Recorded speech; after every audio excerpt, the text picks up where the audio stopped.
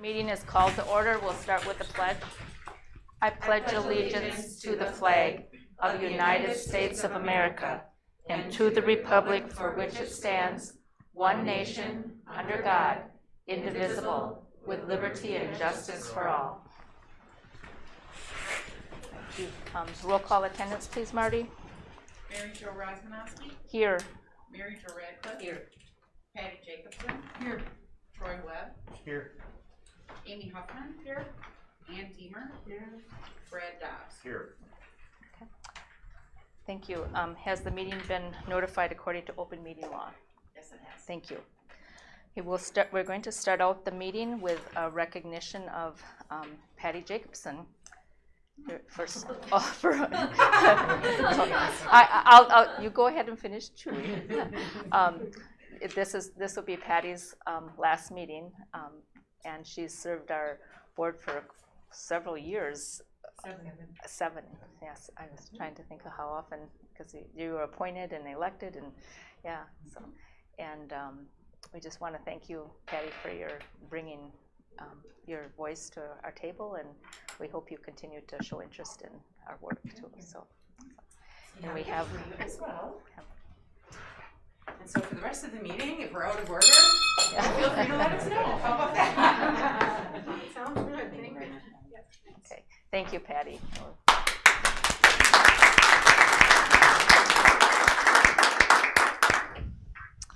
Okay.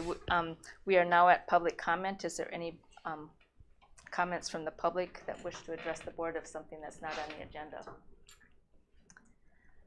Okay, I would like to make a motion to move 8.2, the Student Senate, to the front, and then as well as the Physical Education 7.1 right after the Student Senate report. Second. Thank you. All in favor say aye. Aye. Aye. Opposed? Okay. Okay, we'll start with, and our Student Senate representative will be joining us through Zoom. Ready for her? Yes. Hi, Thea. We're ready for you. All right, so my name is Thea Del Cerro, and I am this year's Student Senate President. And this year, the Student Senate has had to work around some of the limitations that COVID-19 has placed on the school. We've had to meet less often than in past years and had to consider social distancing guidelines when organizing meetings and activities. That being said, we have been focusing our energy into projects that we feel will really help the student body feel motivated to show up to school ready to do their best. Earlier this year, in order to promote civic engagement around the 2020 presidential election, we organized a mock election, which ended up having over 150 participants. And in February, in order to boost student morale, the Senate also decided to organize a surprise movie day for the high school, where students got to choose a movie to watch for an afternoon, which was received very positively by the student body, and we would like to organize something similar towards the end of the year. Additionally, we have received several requests from juniors and seniors to look at establishing a privilege system for advising, ensuring incoming freshmen can view their senior exit presentations, and adjusting the dress code. Several committees have been formed to make proposals, and we plan on finding ways to fulfill these requests by the end of the year. So far, this year has been pretty successful for the Student Senate, and we have been able to meet a lot of the standards and goals laid out for us. Does anyone have questions for Thea? I'm sure our appreciation. I know she can hear me. Thank you, Thea, for sharing with us. There were no questions for you tonight. Thank you. All right. Well, thank you. Thank you. Move on to our focus on purpose from the Physical Education Department. Come on down. Actually, we ask that you use the microphone if you would turn it on, please. It doesn't really amplify you in here, but it helps the camera to pick up your... We're used to big voices. I know it. Pretend you're in the gym. I can relate to big voices. It barely feels like 3 years ago. We have had a lot of changes in our department. Last time we were here, we had a physical activity that some of the board members participate in, but today we're going to take it easy. We're not going to get up and do anything. Do you have a clicker, or are you just going to slide it? I'll just slide it for you. So our team members, first one on John Farrell. We figure we can't avoid it, we might as well have some humor. I've been here about 19 years. I teach primarily at Forestry Elementary School and at Red Creek Elementary School. We have a couple members who couldn't make it tonight. Our middle school teacher, I'll skip ahead to him, Tim Nelson. This is actually his first year here, so what a way to start his first year in a COVID year too. And Nick Yansky, his picture right underneath him there in the bottom right corner, he couldn't make it tonight as well. He's primarily our adaptive teacher and does a little bit of ed classes too when we need them too. And Mark, I believe 3 years ago was his first year here when we were presenting to the board. He couldn't make it tonight too. He's our high school health teacher. I'll let these two introduce themselves. All right, I'm Kelly Schulte. This is my 9th year. I've actually, previous 8 years was at the middle school, and then when Andy Osgard went to be Dean of Students at middle school, I replaced him then at Red Creek, and have been enjoying the year there with, I get to work closely with John and Nick then there too, and so I also do fill in a little bit with adapted PE, a little bit at Red Creek, and a little bit at Gephardt as well. I'm Dawn LaFleur, and I can't believe it, but it is my 3rd year here already. It feels like maybe I just moved back from Alaska, but this is my 20th year of teaching. So Mark and I actually came on board at the same time. There was maybe a semester difference, and so we're both now doing health and PE at the high school level. All right, so this slide here on physical literacy is kind of our main theme, our focus of what we're doing in physical education, and getting kids moving with the confidence and competence to move in a wide variety of physical activities. And really for us, starting with me and Kelly at the elementary, is providing kids with this base of movement and enjoying movement and the love of being able to move. Guiding us in the next slide, I believe, is our 5 standards. And 3 years ago when we presented, we just went through a big process of trying to convert our whole curriculum, and we're moving from Wisconsin standards into the SHAPE standards. SHAPE is our national organization for ed. It's a huge organization with just filled with tons of resources, so it made sense to make that change and go there. And the rumors were Wisconsin was going to slowly be adapting that, like a lot of states in our country have. And this year, Wisconsin has actually finally converted or changed their standards, not totally with SHAPE, but almost identical with the SHAPE standards. So it's good to have those two back on board. On the next slide, just giving a quick overview of the different buildings. So at the elementary building, we have 3 staff primarily covering the classes, myself, Kelly, and Nick, who does our APE classes. I go back and forth and do general ed with Forest Street and Red Creek. Kelly's primarily doing the Red Creek ed classes and some adaptive physical education. And one new to us this year is our EBD program at Gephardt, and we're going over and we're helping cover those classes too. So our regular ed classes in the district, on a non-COVID year, we're meeting 3 times in a 6-day rotation, and classes are 30 minutes long. The Gephardt program right now has roughly 7 students. 4 of them are attending, and this is really the first year of that program, so we're kind of filling that out and adding to that as we go along. Right now, they're getting 2 30-minute classes in our 6-day rotation, but like I said, at this being COVID year, we're going to kind of probably have to learn and make adaptations to that as we go. Our APE caseload there, Nick Yansky, he has about 38. It kind of depends year to year how many students qualify for that. Some years it could be higher, some years it could be lower. Kids move out of the program, and then we get the kindergarten 4K kids come in, and maybe new kids come in to the program. Kelly has about 6 on her caseload that she works with at Red Creek. So the standards, and I put this slide up because that first slide on the standard just looks like a lot of words. These are what we try to show the kids to make it a little bit more kid-friendly at the elementary. So basically, standard 1 is all the different things you can do. Standard 2 kind of talks about what they know about physical education, what they know about movement. Standard 3 is all about learning about how to exercise, use your body, being healthy and staying fit.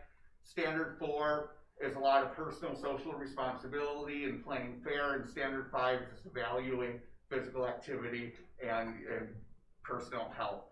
So a little more kid friendly. Now within each standard, we have our grade level outcomes, guarantees is kind of the word that we use here. We just call them grade level outcomes. That's the term that they float around a lot in shape. But basically the same thing. So each standard has laid out kindergarten through, this is the elementary one, so through 5th grade, about what they should be able to do. So when we're going through the standard, it kind of guides us on what we're trying to teach them to or to prepare them for. And I don't know if that link will work on guarantees. Will it take us to? So one of the things we kind of done with that over the years is unpacked it to make it a little easier. So when we look through our curriculum, this is for kindergarten, and then it has each standard, and then listed under there we've got the different grade level outcomes. So whenever we're teaching the unit or we got something coming up, we can quickly reference that and say, okay, our 2nd graders should be able to do this, our 3rd graders should be able to do this, and then we adjust our lessons accordingly to prepare the kids for that.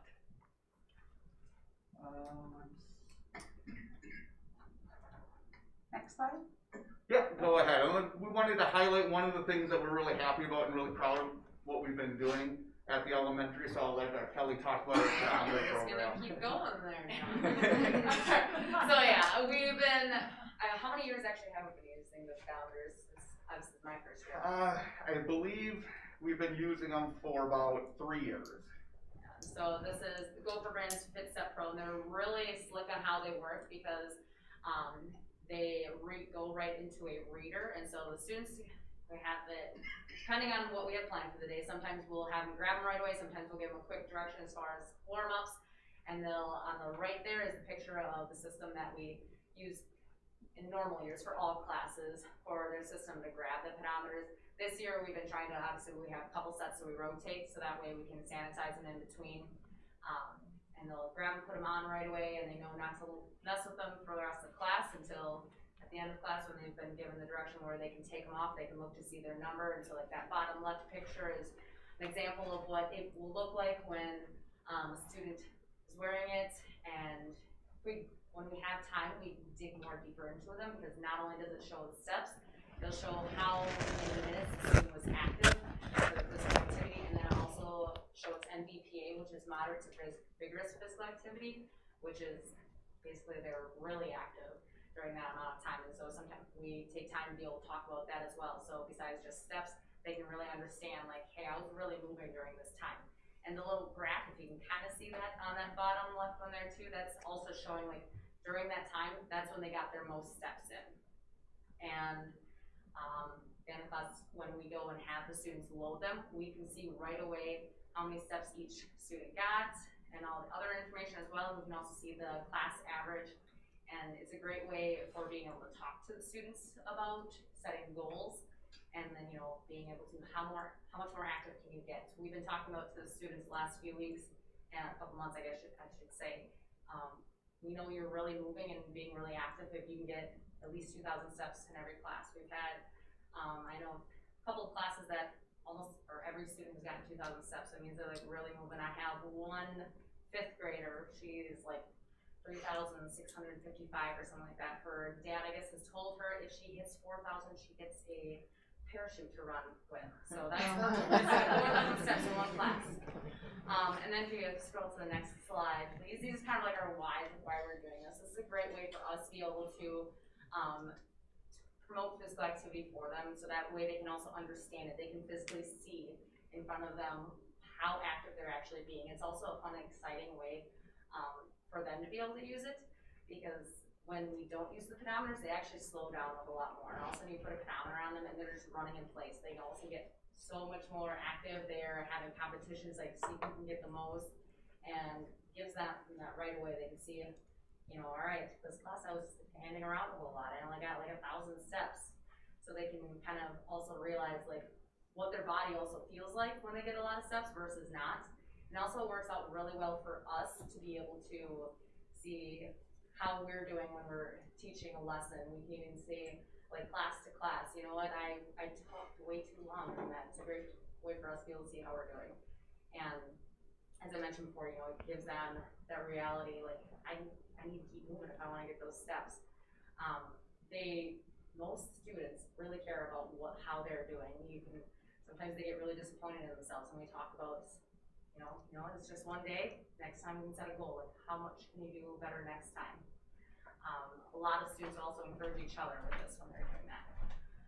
If you click on the student report, I'll give you an example of in years past when we've been able to send out kind of like along with the report cards. This one is a complete example that was made up so we're not giving away other student data. But on that report, we'll show like the student, their total that they have gotten with their activity time, their MVPA, activity time, MVPA, there we go. Their average throughout, we're able to do that for more than just like 1 year, and also compared to their classmates, so they can see how they're doing with that class average, so that way they know, are they right on board, on track of how their other classmates and peers are doing, or they need to step it up, or maybe they're above. And it explains it, breaks it down a little more, so that way at home they can understand what we're talking about as well. How often do you send that home? This year I know we haven't, just because we also, with everything going on, we didn't start the program until January when we came back. And I guess in years past, I don't remember. In past years, we sent them home with report cards. That's what I So was. we get, because when they only have class every other day, it takes, the full semester, now trimester actually works out better to have enough in there to actually make it worth looking at. But yeah, we try to get them home every semester or trimester with the report card. And we said this year we didn't know if we would do the pedometer program. We really wanted to because we know how much the kids like them, but we didn't know about putting them on. So we went through all these protocols of cleaning them and washing them, sanitizing, wiping them all down between each classes. But we also didn't want the kids to be worried about that kind of stress with them. With this year, let's just make it fun in class and not worry about, what happens when they go home.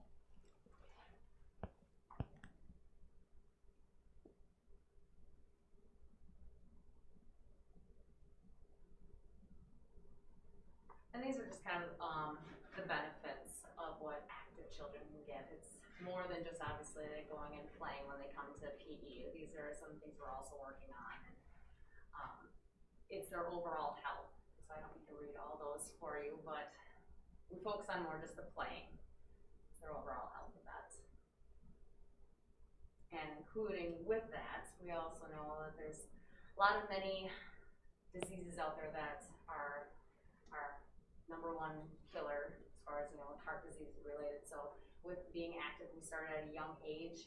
It'll hopefully then carry on as they get older, and so they'll understand as they get more active, they find ways to be active, ways to enjoy that.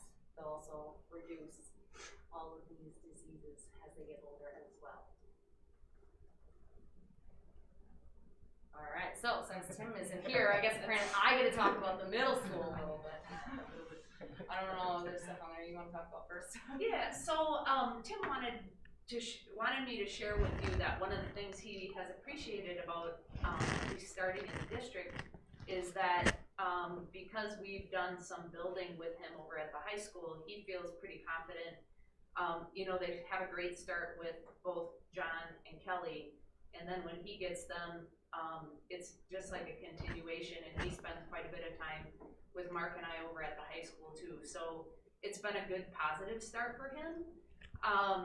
And I would say for him right now, the schedule for Tim this year was he only got to see the kids, you'll see that up there, for 6 weeks. So his main focus was really on just trying to build a relationship with them, especially like the younger kids. So he knows when they come back in 7th and 8th grade that hopefully that'll be a little bit easier transition for them to come back to PE with a full schedule. And of course, we couldn't do anything about that with the COVID year. So he saw them 5 days a week for 6 weeks, and his class periods were 40 minutes long. And then when they come over to the high school, we're meeting now with the new trimesters this year, 5 days a week for 12 weeks for a trimester for the 60 minutes a day at that point.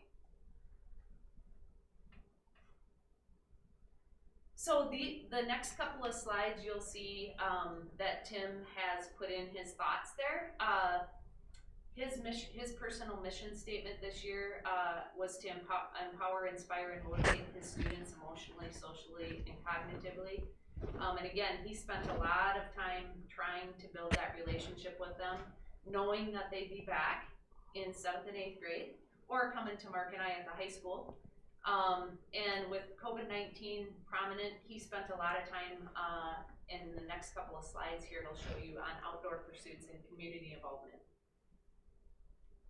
So biking, fishing, canoeing, geocaching was something that he brought with him this year that most kids, I know Mark and I don't tend to do it at the high school, and I'm not sure if you did geocaching either. I did not. Heather we had, Bluthorn does it extensively at Red Creek, and she wrote a grant for more gadgets, so absolutely, they have some experience at Red Creek.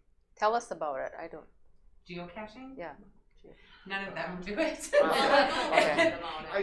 I did it a little Okay. bit. So geocache, you get a map, a compass, and there you get on a website. So basically, what it is there's little caches, things that people have hidden all over the place. Oh yeah. Okay. Now. Around our foundation trail, I think at one point I know there were over 10 of them around it. So you get your map and your compass, your coordinates, and that gets you close to it. And then there's usually a clue that will fine tune it to where you actually have to get it. And some people get super creative on it, where you get to a place and maybe it's a tube or something, you have to dump a bottle of water in it and something will float up and then you get it. And, some of them have a logbook that you sign in, that you found it, say, hey, I was here. And then some of them have something where you can take something out, but you always put something in for somebody different. So you're just trading out. So it's a little way to do an outdoor Okay. thing. Sure. Thank you. So his theme this year was overcoming challenges, and I think at the middle school, he is very good at connecting with them. With the COVID year and recognizing that lots of these kids really hadn't been in a regular school day, had been home isolating, he spent a lot of time on team building as well. So he included some photos of activities that he was doing during the school year with his students.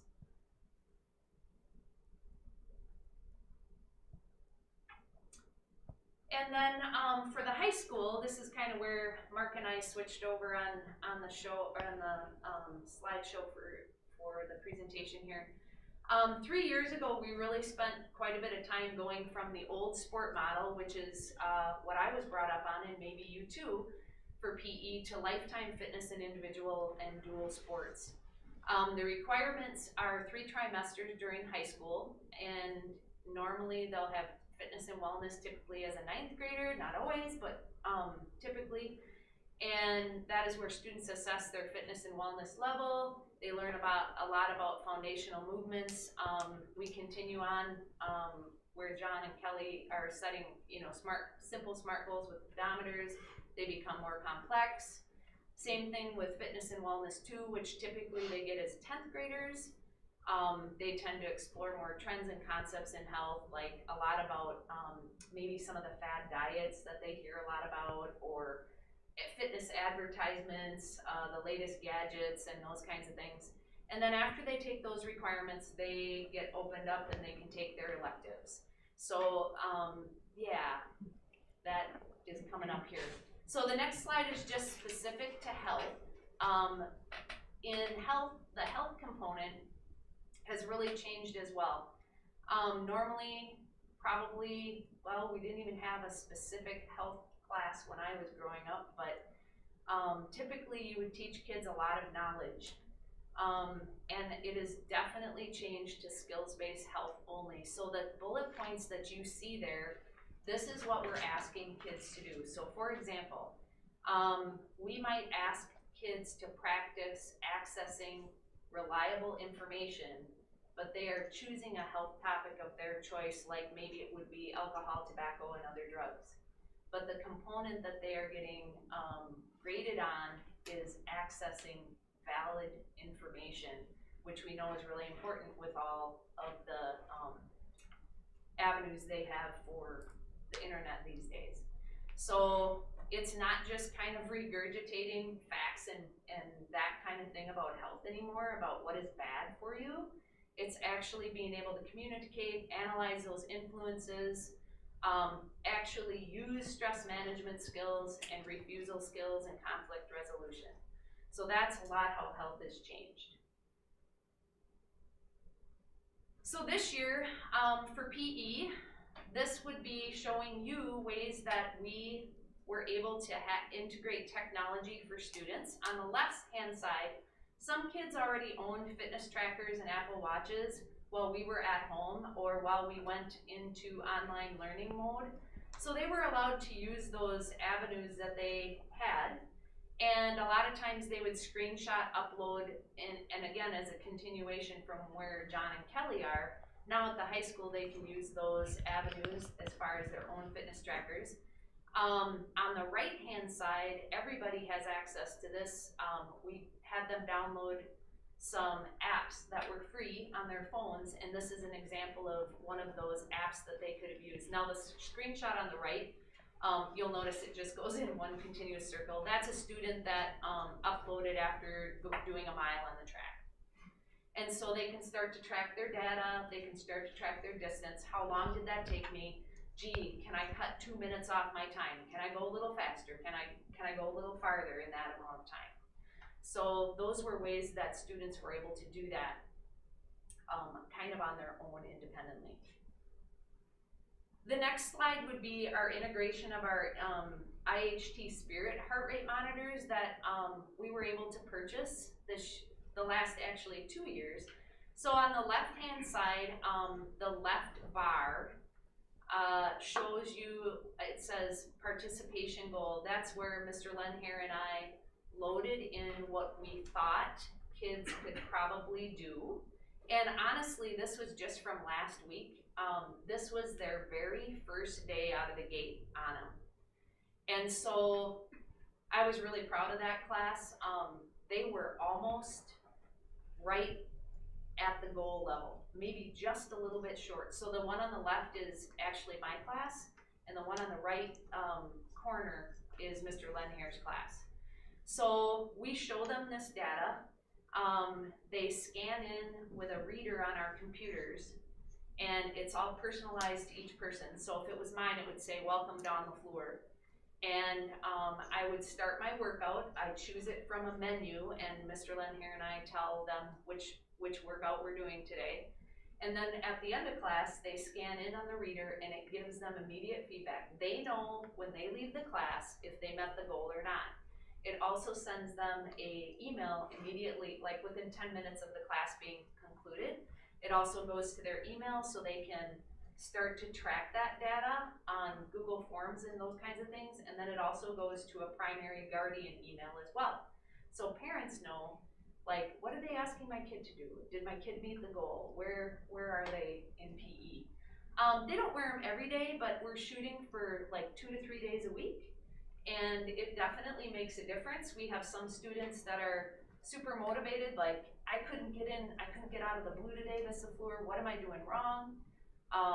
And it kind of gets them to think about some of our athletes that, you know, a student who runs a lot isn't gonna get in their zone by running. Their body is very used to it, so it actually forces them to problem solve a little bit, like, what else could I do to get in my zone? So, and Jill, you don't have to hit play, but I did load a few videos in there. And the board had this ahead of time too, so they could have Oh, watched them okay. as well. Yeah, so this happens to be a workout we did. Those look like balls, but they're really pumpkins. We didn't have enough weight training things, so one time close to, not last fall, but the fall before that, they were actually using those for overhead presses and squats and those kinds of things. And then I don't know why that one's black, it just didn't come out very well. So the next couple of slides is showing you what students get to select from after Fitness and Wellness 1 and 2. So I teach a Power Up class, predominantly meant to empower through the promotion of positive body image. Basically there's no competitive, it's all based on individual activities. So fitness walking, yoga, snowshoeing, rollerblading, biking. This fall lent itself really great to those kinds of things. On the right hand side, Schulze's came and did a demonstration. All the kids had an opportunity to learn how to change tires, tighten their brakes, like what does a bike tune-up look like? So we did some of that this fall, which was really nice, and appreciate the community involvement with them, and that was a good partnership right there. Adventure Leadership, Mr. Lenhair teaches. This happens to be, it is a little bit more than a year ago. If you look at the center bottom photo, you're gonna see like some clown makeup there. He actually had his Adventure Leadership students put on a circus performance. So they were juggling. The top one in the middle there is a unicycle. They did a little scarf routine, and then they also invited the elderly, some of the elderly population that are across the street from us as well, and they just had a great time. So Mr. Lenhair teaches basic resistance training, which includes, that's where they learn muscle identification, the FIT principle. They use all kinds of things, kettlebells, bands, body weight boxes with their new weight room. He also teaches advanced in a tiger strength class. And then I also teach a sports medicine class for students that are interested in kind of maybe not being in the healthcare field per se as a doctor, but something related to that. We've been able to go on field trips to Gunderson for half days on Saturdays, and they actually participate in some hands-on activities with physical therapists and stuff. And of course, we haven't been able to do that now for a while, but Dawn Jacobson has partnered with us as well and come and shown the students how to tape ankles and some real basic first aid things that normally we see a lot of in athletics. And then the last opportunity that students can take is an elective course, and they work with Mr. Yansky. So he takes a class over to the pool, and a lot of times they need extra help with some of those students in Miss Halstead's class, so they do things like that. On the far right, we took a group snow tubing for a couple of hours, which was super fun as well. And that class is excellent and really helpful for Mrs. Halstead's students as well. Well, that slide was actually supposed to be up a little higher with the elementary stuff. I put it in the wrong spot. But it just kind of goes back to that basics of elementary phys and why, like, you walk into an elementary gym, you're gonna see tons of equipment and tons of different things. And it goes back to that whole physical literacy thing. Why we have all that stuff is because we want kids moving with a lot of different things and using their bodies to do a lot of different things. I always tell the little kids, when I'm saying to them, little kindergartners come walking in to phys, like, well, what is this class? And try to break it down real simple. The two things that we start with is you're gonna learn how to use your body to do all sorts of different movements, all sorts of different things with it, and we start to learn how to take care of your body.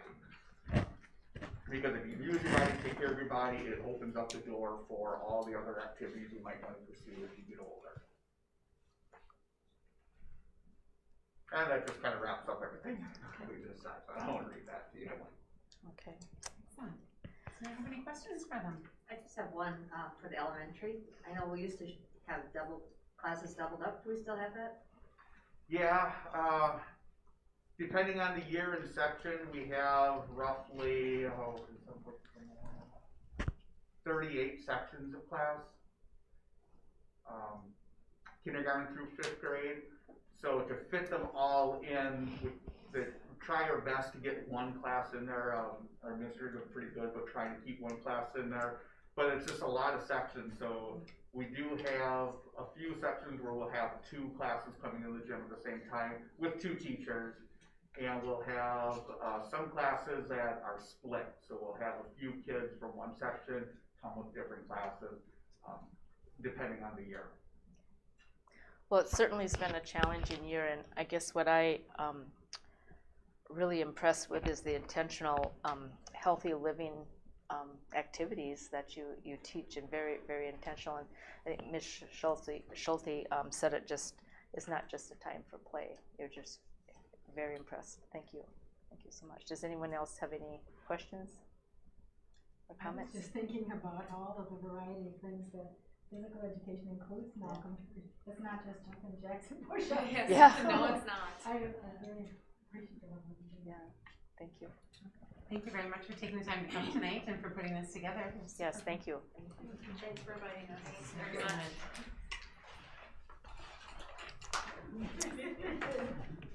Okay, next we'll move down to community engagement and gifts and grants. We have none to report for this month, and you received the WIA annual meeting resolutions in your packet. We have no formal action on that, and Jay Wyman will be the representative for Black Falls School District. Does anyone have any comments about any of the resolutions that you saw? WIA has a new director now too that will take. Stephanie Hauser, Yes, she has worked in yes, the office for quite yeah. some time, but she has now been, or just been named their executive director instead of Wade Lepecki has been there for a really, really long time. But Stephanie has worked there as well. So. Okay. Okay, now we'll move on to the public hearing, the early school start date. So as we talked about before, we already approved a calendar for next school year that starts on August 30th. We had agreed initially that we were going to count it the first 2 days as part of summer school programming. Because the state is allowing very easy waivers, it made sense to count that in this way this year. And so there's a process that you need to go through, which included a public hearing, which is what tonight's meeting can serve as dual purpose. And so included in there was the resolution that needs signature after if the board approves, and then there's this and another letter that I crafted for DPI asking for that waiver. DPI has told schools we will approve them, we just need you to meet the statutory requirements in those requests. And so regardless, our school calendar was scheduled to start on August 30th. We're not proposing to change that from the calendar the board approved. We're simply saying that on August 30th it would be one of our student contact days, count all those minutes towards instruction, all of that. Any questions or concerns with that? I have one. Yeah. On that number 1 up there, should that be the 19th or? Yes, it should. Yep, it should. I read through that one in the packet, and I kept thinking, when did we have a meeting? We didn't. Thank you for catching that. Okay, any other comments or questions? Okay, is there a motion to approve the resolution with that corrected change? Make a motion. Thank you, Ann. I'll second that. Thank you. All in favor say aye. Aye. Opposed? Okay. COVID-related waivers. So I don't know if you remember in the beginning of the school year, but I showed you that huge document that had everything that well, not everything, but many, many, many statutes that direct any part of what public schools do during the course of the year were all options for COVID waivers. At that time, I was just making you aware of all the choices, but was not asking for any action.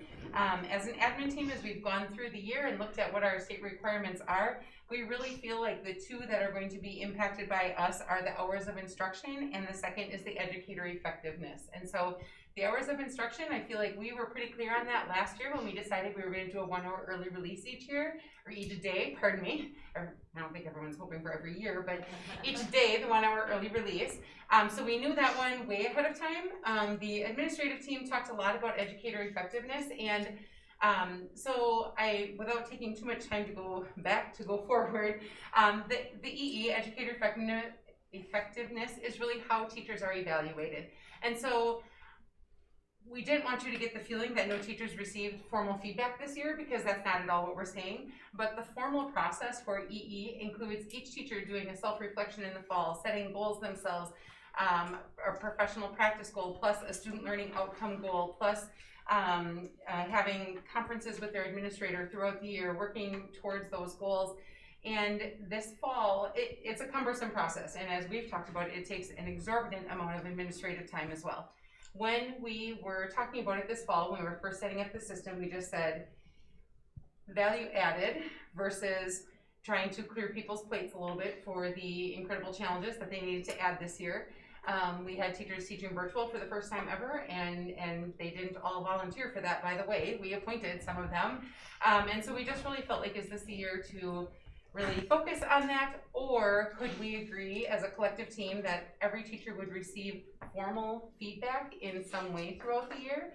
And we agreed yes. And so instead of the 1 formal evaluation and 2 or 3 mini observations. Every teacher is going to receive at least 1 mini observation through the whole EE process, and they did not have to do their parts, the reflection, goal setting, SLO. To be honest, we've got students who have been home all year that we've had a hard time even taking those universal screener assessments, which are what those SLO goals are set from. And so it just felt like it was jumping through hoops for no good reason. And so we are not going to meet all the requirements of the educator effectiveness, but that does not mean that we haven't been coaching teachers, providing professional development, and providing them with feedback throughout the year. We haven't formalized that structure. So we are also requesting that the board and the public hearing approve that additional waiver. At this time, those are the only 2 from that very, very, very lengthy list of possibilities. However, there is 0 penalty for asking now, and then something else crops up that we didn't think of, we can ask again later. This is not all-inclusive. If we need to ask again, we can. We couldn't think of any other ways in which we have significantly changed our work this year. Are there any questions about the waiver presented? I think we should be proud of the amount of time we were able to get in. I don't think it's a bad thing at all. I appreciate that perspective. Yeah, compared to other districts, we did very, very well. That is for sure. Okay. I just have a quick process question. Is it typical that these are done after the school year is over, the waivers? Or it makes no difference. Some people applied for all of them in the fall because they just wanted to know for sure they were set going forward. Some people may wait till spring and do them. What they've told us all along is apply whenever you know you're going to need it, and then if something else comes up, you can apply again later. We've just kind of been waiting around a little bit, and so decided since we were also going to do the start date waiver, we might as well package them together. So, okay. Any more comments or questions? Is there a motion to approve the waiver as presented? So moved. Thank you. I'll second. Thank you. All in favor say aye. Aye. Opposed? Okay, motion carried. Okay. Under our people, we have some employment changes here. yes. So some of our employment things that have changed, you will see a couple of our internal people moving around to different positions. So Mr. Andy Osgard is going to move from middle school dean of students to our middle school high school activities director. We hired a school psychologist, which is always a very difficult challenge, high school math teacher, which is also a difficult challenge, and we, I think, just confirmed a science teacher today. So some of our really hard to find positions are starting to lock in. We've got tech ed interviews happening later this week. Tomorrow, perfect. That's our other tough to fill spot that it would be nice to be able to lock in. And then we're super excited to welcome Nicole Sullivan, who again started with us as an instructional coach at Forest Street, and then this current year is serving as an instructional coach at the middle school, and she will be stepping in as the director of curriculum and instruction starting next school year. As Mary Jo pointed out, she is a Black River Falls alum, graduated I don't know what year, but has lived out in Montana for quite some time. She's a national board certified teacher on top of having her administrative license. She just really has made a dramatic impact in the buildings that she has worked in thus far, and so Class of 1996. 1996, there you go. I did just know that. So while I'm still not over being bitter with Stephanie, I'm feeling a little better now that Nicole's joining us. So we have those to recommend to you. Okay. Any questions or comments? Okay, is there a motion to approve the employment recommendations? Thank you. Thank you. All in favor say aye. Aye. Opposed? Motion carried. Oath of office for the incoming board members. And Amy will be doing that. The three things that you want to come to the middle, and then we can get a picture. Do you each have the piece of paper? No. Oh, I'm sorry. Because you were just gonna lip sync. Yeah. Okay. We can keep notes. Okay. No, it's the same.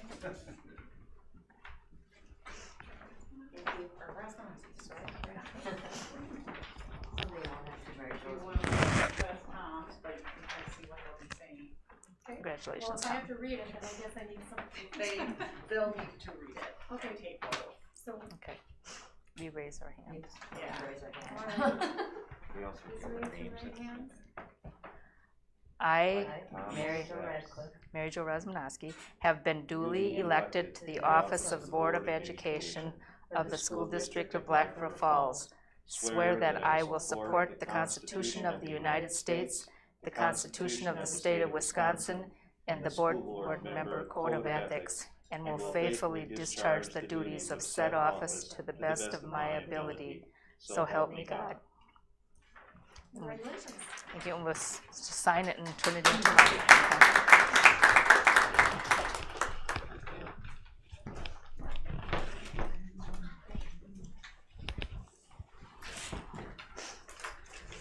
Okay, here we go.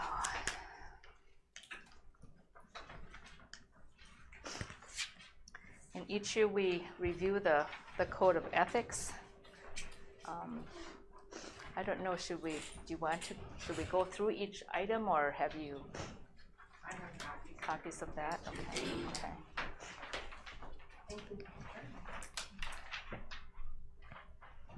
And this is for the whole board. Attend all regularly scheduled board meetings. Recognize I should endeavor to make policy decisions only after full discussion at our public meetings. Render all decisions based on available facts and my independent judgment, and refuse to surrender that judgment to individuals or special interest groups. Encourage the free expression of opinion by all board members, and seek communications between board and student, staff, and all elements of the community. Work with other board members to establish effective board policies and to delegate authority for the administration of the schools to the superintendent. Communicate to other board members and the superintendent expressions of public reaction to board policies and school programs. Inform myself about current educational issues by individual study and through participation in programs. Support the employment of those persons best qualified to serve as school staff, and insist on regular and partial evaluation. Avoid being placed in a position of conflict of interest. Take no private action that will compromise the board or administration, and respect the confidentiality of information. Remember always that my first and greatest concern must be the educational welfare of the students attending the public schools. Does anyone have any changes that we should make to our approved board, our code of ethics for the school board? Okay, I guess we'll just approve that we will continue on with that code of ethics. All in favor, we need a motion, sorry. I move to keep board policy 165 with no changes. second. All in favor, say aye. Aye. Aye, opposed. Okay. Motion carried. Vacation carryover action. So in our employee handbooks, or contracts, depending on who we're talking about, it clarifies how much vacation time may be rolled over on an annual basis. People who qualify for vacation are 12-month employees, and so as far as administrators, it's Tom Chambers, Tammy Kilbasa, Jill, and myself. And then we have several custodians who are 12-month who earn vacation time, and then we have Ken Tweinman and Peggy Gordon and our 2 tech guys, and many in this office, so accounts payable, accounts receivable, Marty and Joey. So it's not a large number of staff that earn vacation, but it's the 12-month people that do earn it. This past year, since last March, it has been a challenge for some of us to be gone, and so the amount of vacation rollover has really grown. And so last year I asked for some increased flexibility in allowing people to roll over more, and then the pandemic rolled on, and so there is still a lot of vacation rollover. And so I'm asking for 2 things. And so the first part is support staff. It says that they can carry over 40 hours. I'd love to double that to 80 hours and allow them 1 more year to try to take more time off. I would love every staff member to feel like they can be gone and take that time, because I think that's personally healthy for them, yet I recognize when that just simply can't happen. I also don't want them to feel like, well, I gotta be gone 8 days in June, or I'm just gonna lose those days. After the year that doesn't feel respectful to me. And so I'm suggesting that we let them carry over double, and then after that 1 fiscal year, that it would go back down to the 40 hours. And then for administrators, we can carry over 80 hours.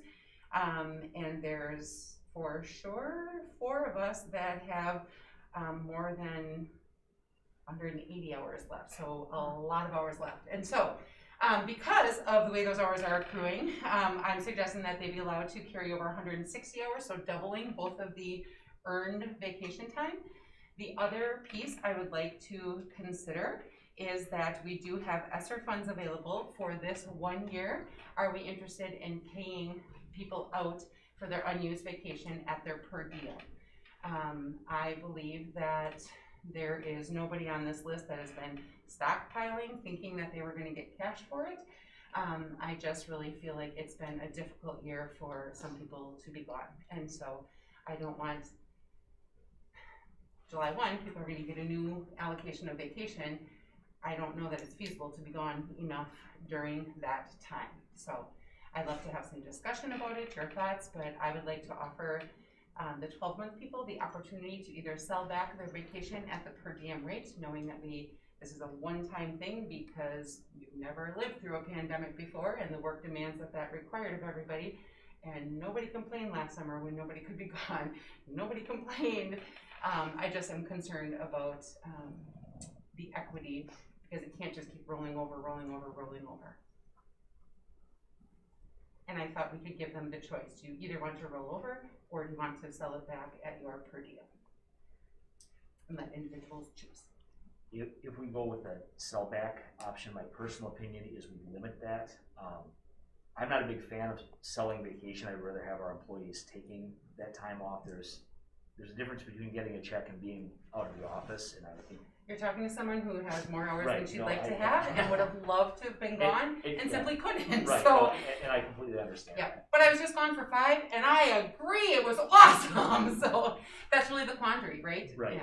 Yeah, absolutely. And that's, I don't want this to turn into a 3-year thing where we give Shelley or whoever it is 3 years to eat up that vacation. So I think paying it out is a compromise, but it wouldn't be my preferred route. Making them roll over the maximum that their current contract says they can roll over. So it's not like they're going to get, so if it is normally 80 hours that you can roll over, you have to roll over those 80. You don't get paid out for those. Right. The hours on top of that would be the ones that would be eligible to be paid I like out. that. So we can't take it all the way back down to 0, right. But that it would at least get back down to a reasonable amount to carry over is what I was suggesting. So each individual employee may make a different choice. Correct. Okay. And Skyward helps us to manage that with their vacation time. It's not a challenge to pick and choose. As I said, there's not that awfully many 12-month employees in the district. We don't know what economic impact that'll be, but we have enough to cover it. The ESSER funds certainly have us covered significantly. We just saw our allocation of ESSER 3 funds at $2.7 million, and so we most certainly have funds available. Yeah, and I think, just saying it's a one-time situation, the ESSER funds we know are not a repeated thing as well, so.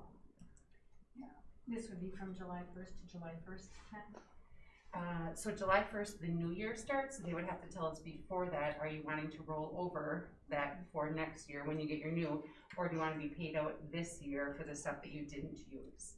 So July 1 is a new year. Either we need to have paid out or we need to roll it over. Did that help? Yeah. Okay. I was just wanting to know how long they would have time to use it up, and it would be till July 1st of next year. Just to be clear, that option, that way they can roll over, doubling the normal hours, they would know 180 would be 160, so it's okay. Is it an either or situation, or can they say, well, I would like to roll over 40 hours and get paid out for the other 40? The bookkeeping isn't hard, so I'm bringing this to you because I have an interest in providing some flexibility for those people that are in that spot. I think, this year we've asked so much of employees and asked them to be so flexible and above and beyond that this is a very minimal thing that we could at least approve this flexibility on our part for that. It's my opinion. And I kind of agree with Brad. I don't like the idea of doing it, but this year is different. As a normal course of business, I would be opposed to it. Yes. But I think this is a one-time. And so are we comfortable saying that everyone must roll over what their current contract says they can? So my current contract says 80 hours can be rolled over, I must roll over 80, and then above that I can decide to roll or sell back, just so we're all talking the same language. Is that what we would prefer? And so for our support staff, it says they can roll over 40, we'll require them to roll over those 40, and then above that, they can decide if they want to roll or sell back. And so we're saying, just so I'm clear, so they are required to roll over the 40 if they have it. They can roll over up to 80, we're proposing. So basically, they have use it or get paid for it above 80. Yeah. And then the 40 to 80, they have rollover or get paid, and the 40 is rollover. Basically, if you have more than 40 hours, we're saying the first 40 have to be rolled over. You can decide what you're going to do with the rest of them. Yep. I'm seeing nods around the room. Are we ready to vote? Okay, is there a motion to approve the vacation period of work? Okay. Is there a second? I'll second. Thank you, Brad. All in favor say aye. Aye. Opposed? Okay, motion carried. Thank you. Thank you. I appreciate that. As will they, because otherwise the office is going to be empty the month of June downstairs. And we're a little concerned about how we're going to function, so. Well, that's all gotta be worked out with your supervisors. Well, we're saying you must be gone, but you can't all be on the same All the day. supervisors can be gone. Yes. Okay. All right. Jill, would you mind opening the presentation? Thank The you. compensation All right. draft. So I shared with you previously that we had a meeting with any teachers that were interested in coming to talk about our compensation model. We did not have a huge group, but certainly a group that came and was interested in having some conversation.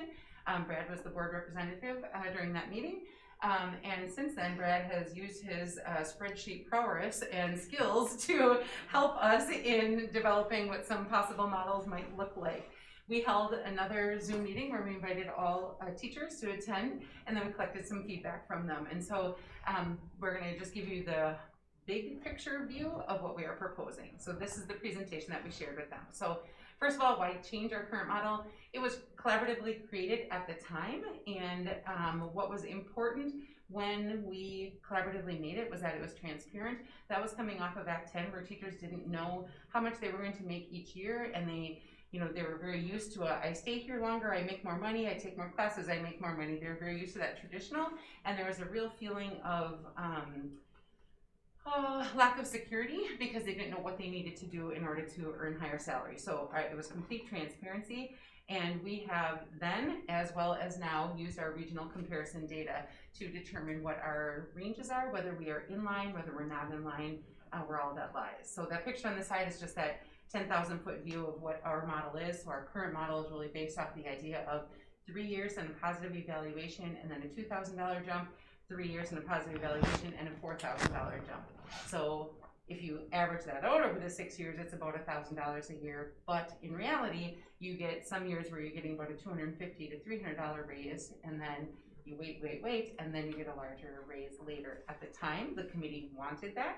They felt like it might increase our retention, and so that was a choice at the time. All right. So when we met with the large group, there was a lot of concern about those small increases on those non-career advancement years. They were frustrated. That whole, it used to be when you would apply for a job as a teacher, they would say, how many years experience do you have? I have 6. You would look at your model, 1, 2, 3, 4, 5, 6. Here's our starting salary. And people would say, great, I'll take it, or sorry, not gonna take it. Either way, the conversation would be over. Those days are very, very, very gone, and to be honest, I kind of wish we were still there because it would make it a lot easier when we hire new staff. There was a lot of frustration about some staff who have been here more years, and then we hire new people on board that make as much or perhaps more money than newbies being hired. And to be honest, it's the story of supply and demand, that unfortunately if you are a second grade teacher, while we need you to be fantastic and we want you here, we'll probably get 15, 20 applicants for that second grade job. You are a tech ed teacher, we're lucky to get an applicant. And so the supply and demand just doesn't allow for that to be the case anymore. And I absolutely understand how disrespectful it feels, but I don't have a fix for it. We've talked about this regionally, we've talked about it everywhere. And that really is what Act 10 did, is it took away that bargaining power that said, here's our scale, take it or leave it. It now became an individual negotiations when someone is hired. concerned that some people with 6 to 9 years of experience were held back. Our low used to be like 35, maybe it started at. And when we did our comp model 7-8 years ago when we created that, we looked at our regional comparisons, and our low was below our regional average and our high was significantly above the regional average. So when we developed this model, we tried to accelerate the people moving through, and we needed to slow down our most senior people. Our most senior people, we call them veterans, they knew that was the goal, and they part of them were on the committee. It was a recognition that we want to attract and retain people. It can't just be about me and what I want. It has to be about how can we, our whole system, afford it. And so at the time, we moved our bottom people at the expense of our top people. And so there was concern when we swiped off that bottom 3 years. So then we hired, it used to be A1, 2, 3, then we took that off because we checked our regional and our low was again lower than our regional. So then you start at a B1, well now someone who's been here their 4th year is a B1 and somebody brand new is a B1. And so there was a lot of concern about that, and quite honestly, you can't fix that unless you move every single person in the system. And I recognize that that feels disrespectful to them, but our system simply can't sustain everybody moving like that. So, yep, we're slowing the veterans, perfect. So I explained to them what our budget process looks like. I'm quite certain you guys know, but just to be clear, what we do is we take all the teachers' salaries and we put it, we multiply it by 2%, and that creates the pie. Then we take out all of those people that are moving to $2,000 and $4,000 who are successfully receiving evaluations, so not on an intensive assistance plan, and that $2,000 and $4,000 increases come out of that pie. That usually is about a 1.5% out of our 2% pie. That final 0.5% is what has moved each step to become that quality of service increase. It has ranged in the years from $225 to about $350. So if you're not on one of those career level advancements, you got a $225 to $320 increase. Remembering that health insurance costs go up every year, and that means their 20% of the health insurance also goes up. So even though they got that quality of service increase, their take-home pay might indeed be less than it was the previous year. And so that was the old model. Shelley, Yep. I would add the veterans also are part of that 1.5%. Yes, thank you. Thank you. So the $2,000 and $4,000 and the veteran increases. Just as a comparison, so when we talk about quality or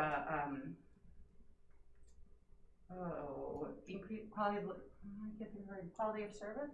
No, that's not what I was thinking. The CPI is how we used to, what? Consumer price Yes. index? No, it's not coming to me. That's okay. Okay. So that used to be the basis for negotiations was whatever CPI was. We have done the 2% over all these years because we believe that there needs to be a cost of living. That's what I can think of. Cost of living increase. And pre-Act 10, schools got a cost of living increase each year that could then be passed on to their staff.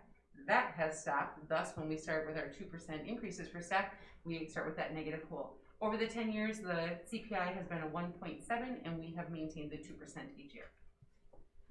All right, so the new concept, draft. So what we are doing is taking everybody from those steps where it's a small increase, big one, small, and trying to migrate them into a model where everybody gets equal increases each year. So from our current model to taking 2% of the whole pool of salary dollars, dividing that pool by the number of teachers that we have in the organization, getting that dollar amount, and that is what gets added to every single cell, veteran included, because our new check with our region, our top people no longer need to be slowed down. Our top people now need to move at the same pace as everybody else. And so when you look at the feedback, they really appreciate the recognition of that, but we keep saying, we repeatedly go back to our regional comparisons because we are competing with those people for our staff. So our draft is that everyone would make more in the next 3 years than they would have under our current model. So if you can think about this, in the past, those increases came in every 3 years. So in every 3 years, you would either get a $2,000 or $4,000 increase. We have to migrate over 3 years so everyone gets their $2,000 or $4,000 increase as they anticipated and land in year 4 where everybody can get an equal increase. And then the magic of Brad's spreadsheets came in, and those two talk numbers a lot, and then we came up with a draft. And so because what we're really doing is trying to pay people earlier with the increases so that by year 4 everyone can get an equal increase, In the end, what our salary schedule will look like, it'll start from the first year and it will move by equal steps all the way down as many years as you have been here. So it will do away with all of those starts and stops. It will be an equally spaced out steps all the way through. To prepay people, we are again asking to use the ESSER funds so that we can make that migration, so that at the end of the 3 years in year 4, if we can budget the same 2% salaries as we have every year of the last 8 years that I've been doing it, even way longer, that it becomes affordable. So we're using ESSER funds to help us get there sooner, but in year 4, it is still using that same 2% of our fiscal dollars. That was one of your questions. In 24, 25, the same 2% that we talk about now would be enough to sustain it. Okay, we can come back to that when you look at the picture. All right. Right, and so we're basically saying that level out the scale to larger increases annually. It would be possible if other factors remain, right? So we're saying our intentions are to stick to the 2%, but we don't control our health insurance costs. We don't control the biennium state budget. There are things outside of our control. But full disclosure, our intention would be that we would maintain our past practice of the 2%. And we shared that we hope that our past commitments have shared with them, communicated to them that that's what we value and that's what we want to do. So here's where it gets a little bit messy to look at. The first column is 2021. And if you look at the green and the yellow, those are the people that are poised to get a $2,000 or $4,000 step from this year into next year. So what 2021 did is they took those increases and you had to not just take the next year, you had to go the next 3 years, so that by the end of the 3 years, 24, 25, you could be at that step where everyone is the same. And so this is just a snippet of what that migration would look like moving across. This is an example of how an individual moves through the system, right? So they start off on these numbers right here, just so you know, that's how many teachers we have at each one of those steps. That's not, I just snipped it for you so you could see this is irrelevant. This is our starting spot. So if somebody starts off, this is technically a C2, they would have been a C3 next year, they would move to that point, they would move. So in 23, 24, their salary would be the 46,452. There's another way to look at it. There you go. So that way we could look at one individual as that's what a C2 would do as it moved across. So our C2 would keep moving as well. So what we did here was try to talk about what they would have received. Salary in 2022. So this would be the increase in their salary over the course of those 3 years. So if you remember, some people were supposed to get a $2,000, some people were supposed to get a $4,000. We are talking about using the ESSER funds to pay everybody ahead. There was certainly some conversation amongst that compensation model group about, is there any way that bonuses could be paid out of ESSER funds?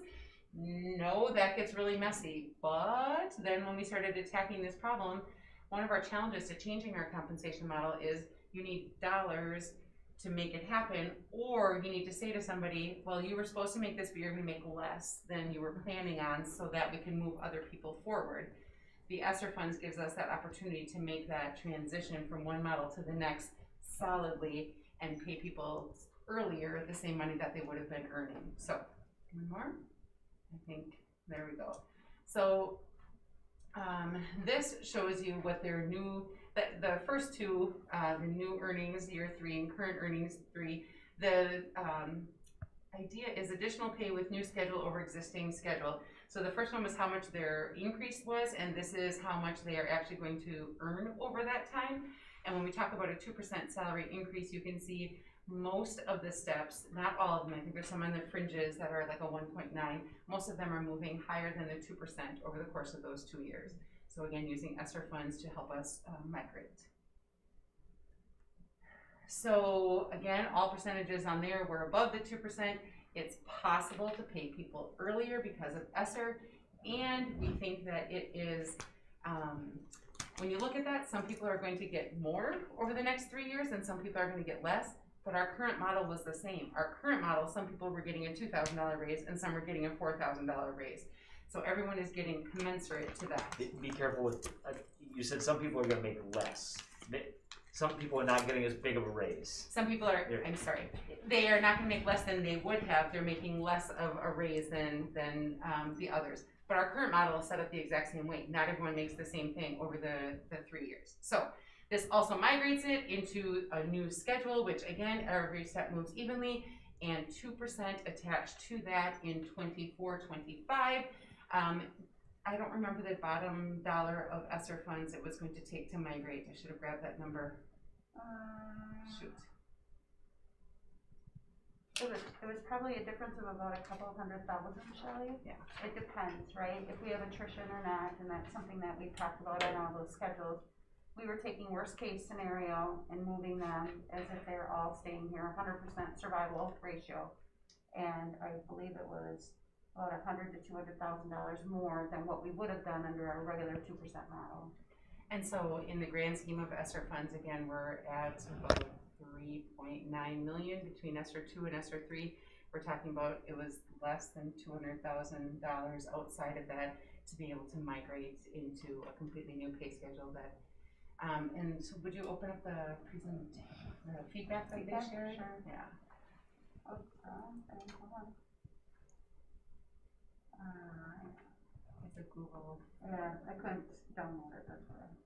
So under the new proposed model, nothing would be tied to evaluations. So right now our current evaluation, so there's a lot of narrative that goes in our current model that has not been hashed out yet because this was really, is it affordable or is it not? The one piece that is in our current model is if you are identified on an improvement plan, you do not get any increase. And I verbally said those words to the crew and nobody flinched. I think everyone is generally in agreement with that.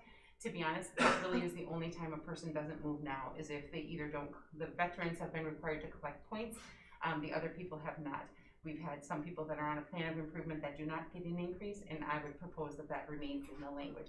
At some point, all of that language will come to you for approval because that becomes part of board policy, but we really needed to lock down the financial side to see if it was affordable, and contracts are due pretty soon, and so wanted to move this. So we asked staff, after listening to I sent out the recording, I sent out the actual presentation and had, I don't know, 40 some people on that time that we were talking. And I said, what are you thinking? And 93% said that they agreed, nobody disagreed, and there was somebody with zero preference. Pay me what you're gonna pay me, I guess. And then we asked them, thoughts I'd just like for you to read if you want to just scroll so they can read some of those.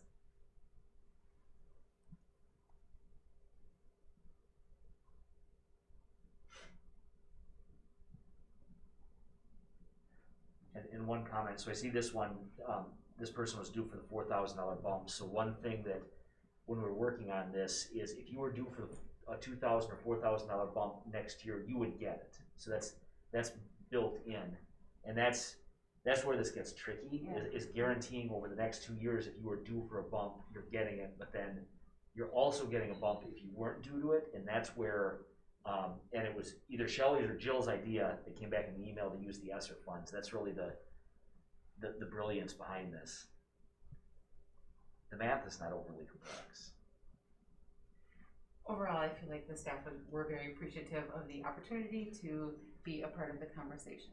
Well, I would think that if some of those people in those years where they're not getting the bumps, they're actually making less than the year before. That's pretty much a bummer. I mean, that would be a reason. Much a bummer. That would be a reason to go to a neighboring district where you could make more.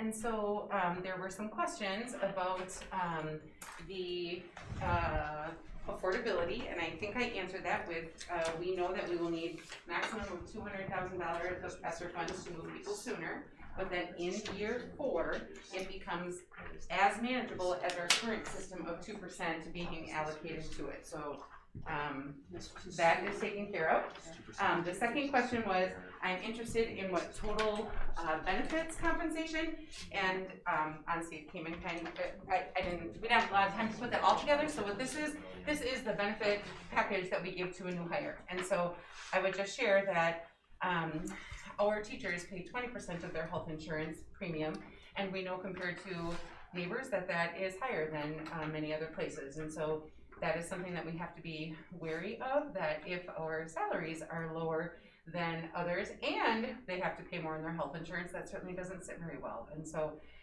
back when Act 10 happened, there was a lot of other districts that they were paying all or the majority of the health insurance premiums, and that change made them have to pay 12%. And so a lot of teachers at that time had to start paying more into their health insurance, whereas our teachers were already past that. And so again, all of that goes into our studies of the regional comparisons. And it gets really messy when you start comparing benefits, because there's not a place, like if you look at ours, it says a $6,000 high deductible plan, but that doesn't say how much the district puts into that HRA to get there.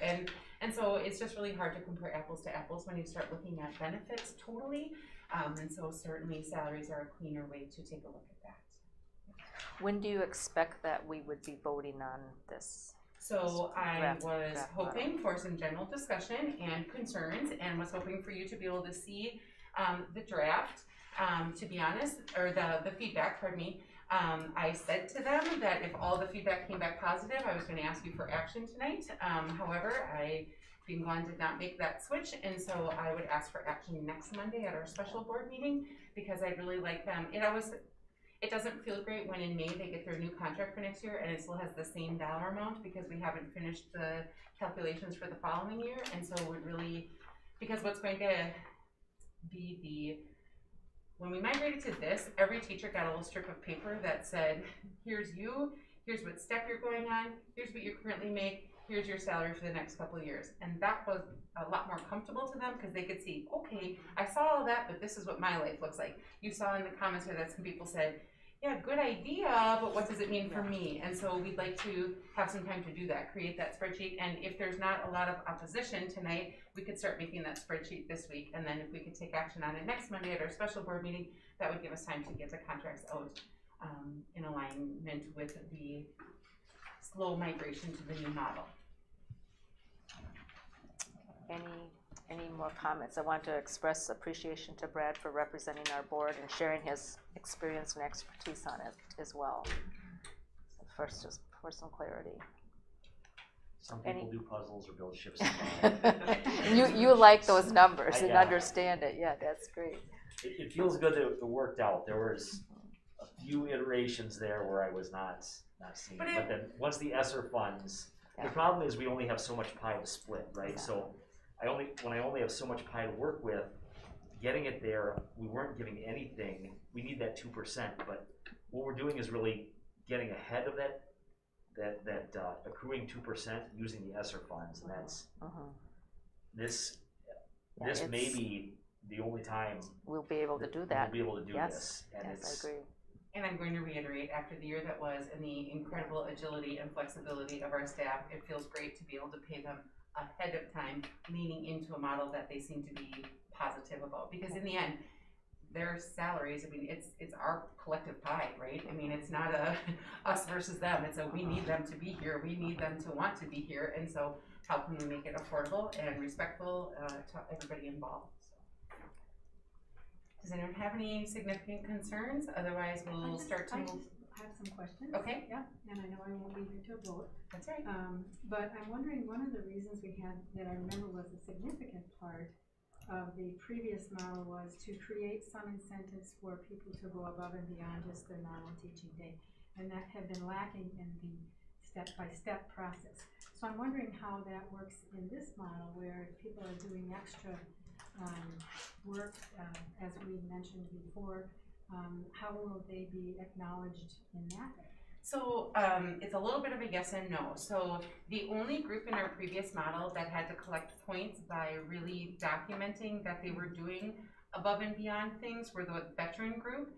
And so this was already the group that we were slowing down. It was a veteran teacher at the table that said, how can we make sure that our teachers stay engaged all the way through retirement? And so that's where that point model came from for that group. So even if a veteran documented the ways that they, and we call it growing our organization outside of the four walls of our classroom, they could get a maximum of $667 and then. $665. Thank you, $665. And if they didn't turn in their veteran log, then they didn't get that increase each year. We had some conversation during that group as to, I'm not a fan of everybody collecting points. That feels very punching a clock. And so on our summative evaluation tool, there's a box that the supervisor says your current involvement in growing our district aligns with district expectations, and they check that box there. If not, and it even says, if not, set a goal right here. So in their summative evaluation, they're required to set a goal in there as to how they're gonna help grow. Our first and second year teachers, we don't want them to. We want them to rock in the four walls of their classroom. Those are sometimes the people that get tagged to volunteer for this. We'd like them to not feel that pull. And so it really becomes a principal leadership piece that I can't even check this box. Tell me one thing, one committee that you volunteered for. Tell me one thing you've done. And so I think that we're going to have to put more emphasis on that growing our organization. I've got a handout that's laminated that all principals have when they do those summative evaluations, and it's got the veteran points on the bottom. What I would envision is our new model takes the points off, but still has that growing our organization piece, and those things, that thing that's laminated gets shortened and hung up in the where the staff lounges and that kind of stuff. It is embedded into our summative eval already, so that everybody knows that that's the expectation. And is there compensation tied to that at all? No. So they will get to continue to move through the process. Unless it's no, and you set a goal and they don't achieve it, then that would be an improvement plan, then there's no increase.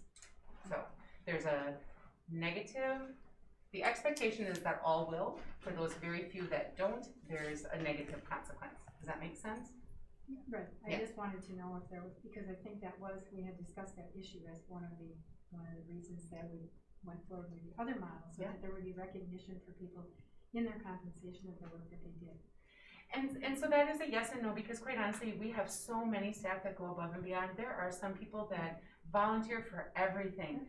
Some of them are paid stipends, and some of them are just the goodness of their heart, and they do that. And so there's not compensation for everything people do above and beyond, but we try to be respectful with that, right? So, yeah. And then I have one last question on that too. So at the end of the third year, the salary pool will be larger than it would have been if we had continued on our same path. Is that right? Nope, that's what I was saying before, that for 24-25, Right. if we would have maintained 2% for this year, 2% the next year, the next year, the next year, in year 4, we would be on track for 2% to get us to that new dollar amount that we're going to need. So every year we take 2% of a larger number, right? So that number grows every single year by 2%, so cost of living increase, right?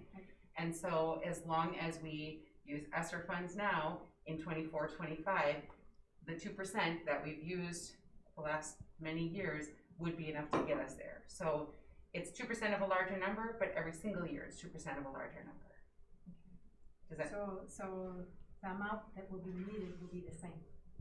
Nope, because it's 2% of a larger number, so it's going to be a larger number. Okay.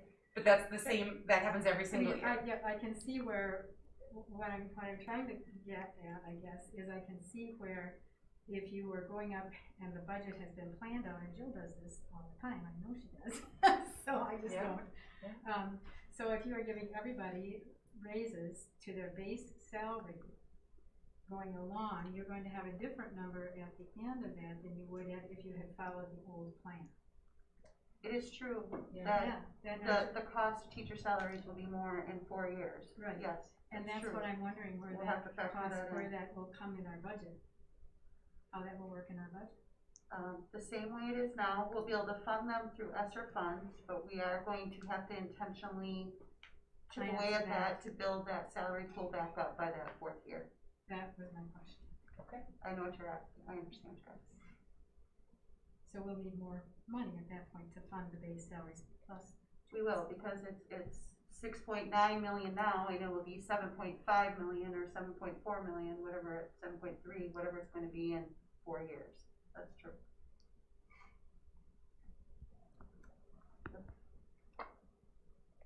Are there any other comments or questions? I have to ask one more time, but isn't that always the case? That is the larger number that each year that pool grows, right? It is, but not by the extent that this model creates. Because we got there It faster. creates a little bit bigger. Yep. And we're able to fund those more quickly with the ESSER funds, but it's still a cost to us in the future, yes. Are you worried about that cost? Well, again, it has to do with the biennium budget, right? Whatever happens, we don't even know what's gonna happen next year, but, That's true. you know, we are planning that is the right way to go, so. I guess I'm trusting our state government will not look at these ESSER funds and take from the federal coming in and take away state funding. I'm hoping that they will look at this. This is a one-time thing because of the exceptional situation that school districts have been in, and move forward from there. So the state funding will continue on as it has. Only time will tell. Yes, right? I know. To answer your question, Mary Jo, I don't think it's insurmountable, the difference that we'll have to have by 4 years, so. I believe in you, Joe. Well, I don't have a crystal ball, and I don't know what the, biennium budget is for the next 2 cycles. I realize that. Yeah, so we'll plan on it and we'll work towards it though. We know that it's coming. And so if you think about it, our entire process has been based on there should be at least a cost of living increase, right? I mean, I don't think that you can look at professionals and say that you're not gonna get a cost of living increase each year. I just don't think that's reasonable, respectful. I just don't think so. I don't have any problem with a cost of living increase. A lot of people don't get cost of living increase. Especially right now with COVID, and I think we have to be a little bit sensitive to that. That people who lost their jobs are not even getting paid a lot of them. And I think that situation is improving, but I have family members that I haven't had a raise for 4 years. So I think that we should give the raise. My concern is that the pool that we need to fund at the end of that time is going to be bigger than what it would have been otherwise. And that is how we manage. That doesn't, what the state does is they're gonna do it. We can only manage and anticipate what our budget costs are. What our Our costs budget are. expenses are. Right. The challenge comes in what our Correct. funding is going to be. Correct. And a little bit of this risk is mitigated by, because one of the things that we put together is a sort of a worst case scenario, which assumes 0 teacher turnover. So this year we have 12 B1 teachers, so 12 teachers making our base salary. And over the next 4 years, we assumed in the worst case scenario that we don't have any of those anymore. So every B1 became a B2, every B2 became a B3, when in reality we know that approximately 12 teachers last year left and were replaced by first year teachers, right? Now We already hired a couple B1s for next year, actually, right?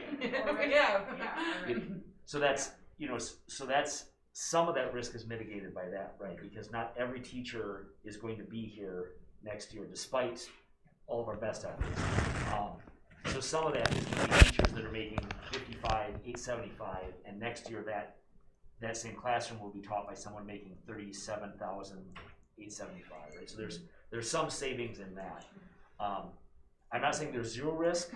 I'm absolutely not saying that, but I believe that it's a realistic risk. Any more comments or questions? That will be on the agenda for next week then. Move on to student success for summer school offerings discussion. I just included a sheet in your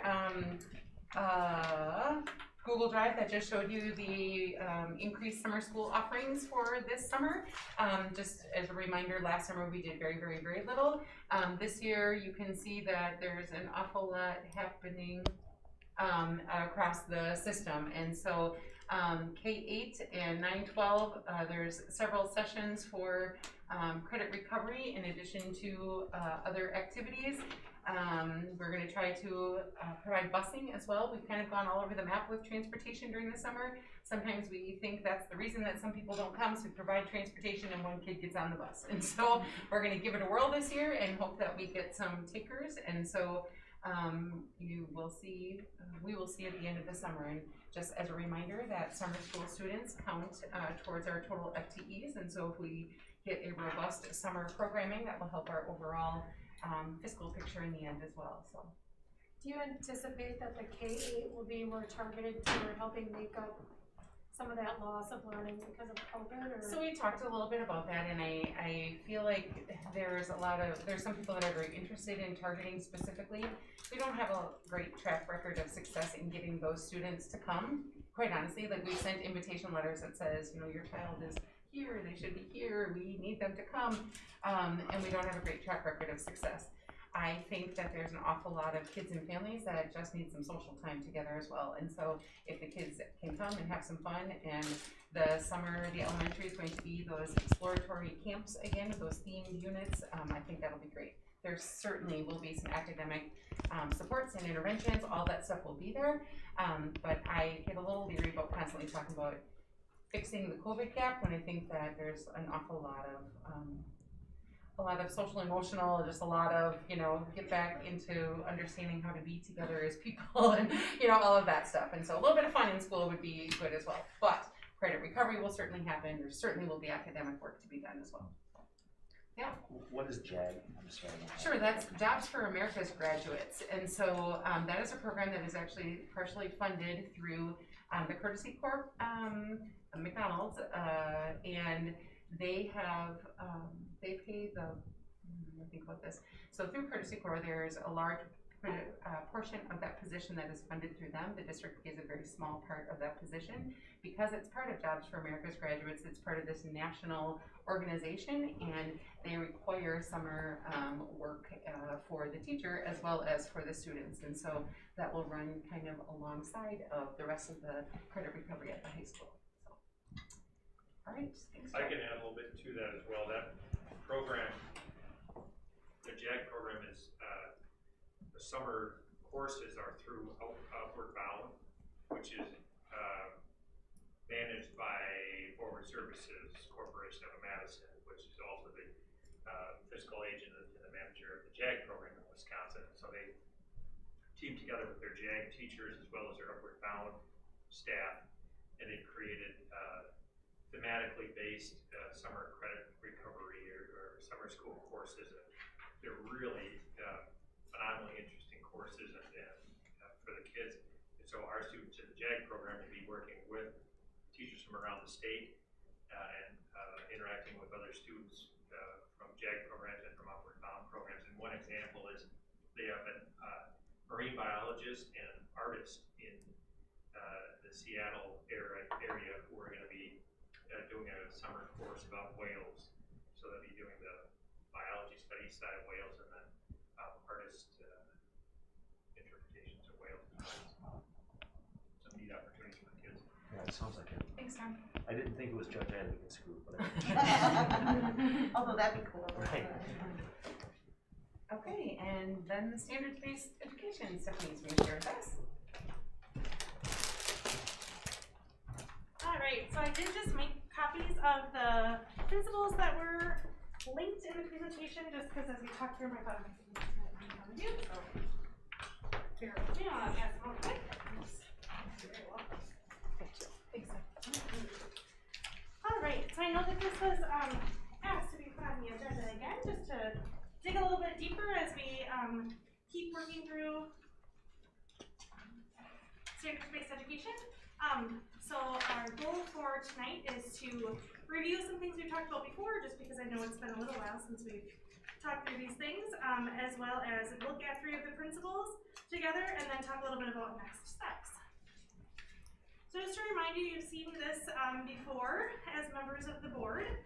These are the elements of standards-based education. So remembering that standards-based grading is a portion of the more holistic approach to teaching and learning. And so really thinking about all those pieces of instruction are in place, all those different methods of assessment are in place, and then grading is kind of the outcrop of those methods working together. And so when you look at those 2 first columns, hopefully you see a lot of things that you've heard being talked about within our schools and direction that we've been going as a system, so that this these steps in grading are kind of the next logical step for within teaching and learning. So then we're going to click through the next few really quickly, but just wanted to remind you, and I know you had a chance to look at these beforehand as well, this purpose of grading was developed by our advisory committee that's made up of some administrators, some teachers, some parents, and Mary Jo Radcliffe as our board member. And these are the commitments, so really those beliefs and actions that and systems that are committed to by those different entities. So systems within the school, teacher actions, families, and then students. So kind of outlining everyone's roles. And then just reminding you the long-term plan of this implementation and just a quick reminder of the why. Because we want to make sure that we build in enough time to build a lot of capacity and make sure that we have all the systems in place to support this initiative. Wanted to make sure that we are moving through it at a pace where we can build that capacity along the way. And so capacity for teachers, but then also understanding for parents and communication for parents and students, so that when we land on that final year of implementation, we feel that we have built all of that up so that we can all, as we are implementing, we hopefully can have the most effective implementation possible. So just, sorry, I want to go back just a second. Sure. No, it's okay. So just to point out, the first time we shared this timeline, it was a year shorter, but with COVID and just all the challenges of the school year, we really wanted to provide another year of optional professional development for next year, where we had a wealth of optional sessions for teachers, but also you'll notice that 2021-2022 is in both locations of optional and required, because we will build in more PD next year to professional development calendar, but wanted to have optional opportunities as well. So kind of a slow roll into that requirement, the following year being lots of PD built into the professional development calendar prior to the year of full implementation. And then just a reminder, I know you've seen this list before as well, but these are kind of the grading principles, so not really thinking about all the instruction and assessment practices, but just strictly grading. These are kind of the things that look quote unquote different than maybe a traditional grading system.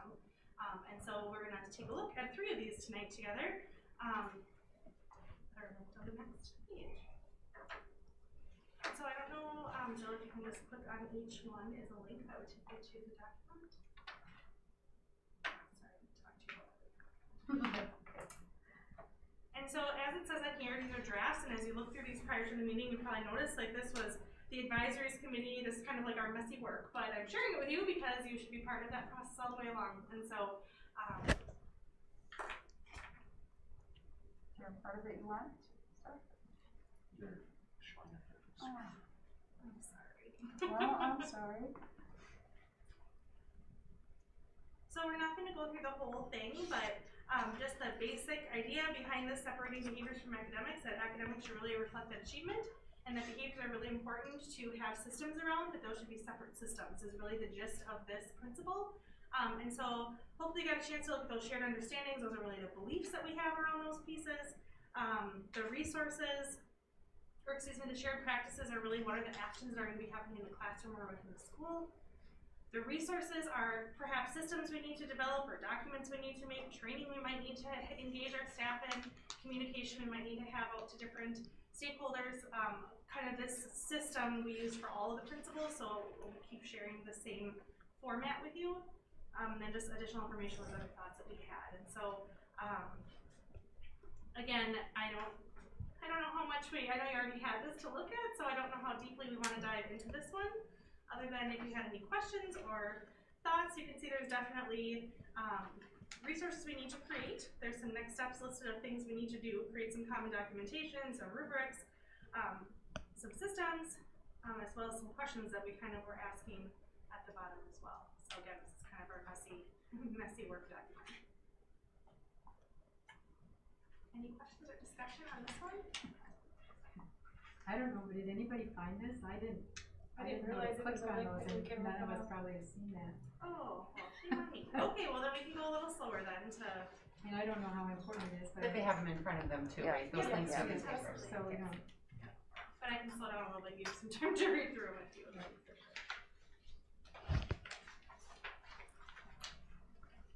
should have linked them as separate items in there. I'll do that next time for sure. Or just say, click on this. Want to go to the next one, Steph? Feel ready to go to the next one? I don't want to. Yeah, Alright, we can go to the next one then. Giving individual grades for collaborative work. And so the idea behind this one is really that collaborative work is very highly research-based, high leverage practice that should be happening regularly in the classrooms. But we want to make sure that we have systems within the classroom for teachers to be assessing the actual learning that's happening for each individual student. And so there's many reasons behind that for sure, but the whole premise of standards-based education is that the focus is on the learning. Not that we do things and check a box, or that we can slide by, or that one person has to carry everyone else. It really is that idea that it's really focused on the learning. And so that is true in this principle as well. And so collaborative work is super important, so that still needs to be part of the classroom. But really, in those shared practices, you can really see where the rubber hits the road for this one. It's a lot of clarity on expectations, a lot of explicit instruction about what's expected within the group collaborative setting, and then ways that this teacher can really measure the learning of each individual.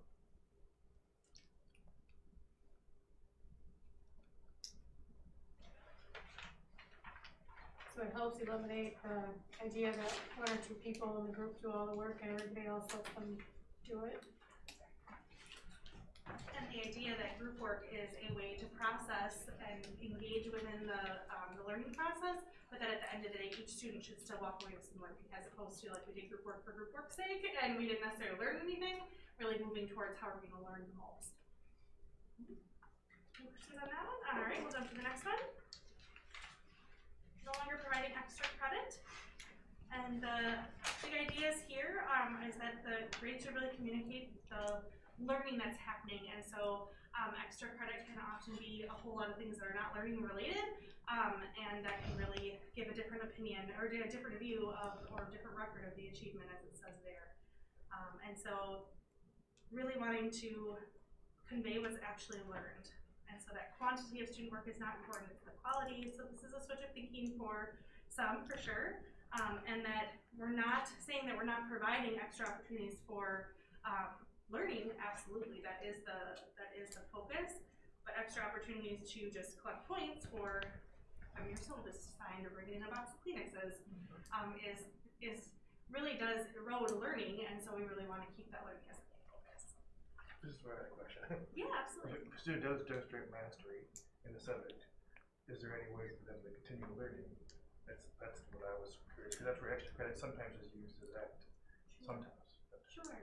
And so definitely down in the resource section, it talks about enrichment opportunities in each content area, really making sure that we have strong systems for that in every level and in every content area. Because I do think it's something we have made some great strides in, but I think it's something we still have to grow out in order for us to feel in those situations where it's like, I've reached the top, now what happens, for that student. And so that would still go within that same standard strand as the next level of learning for that student, and so they'd still be able to mark progress within that standard.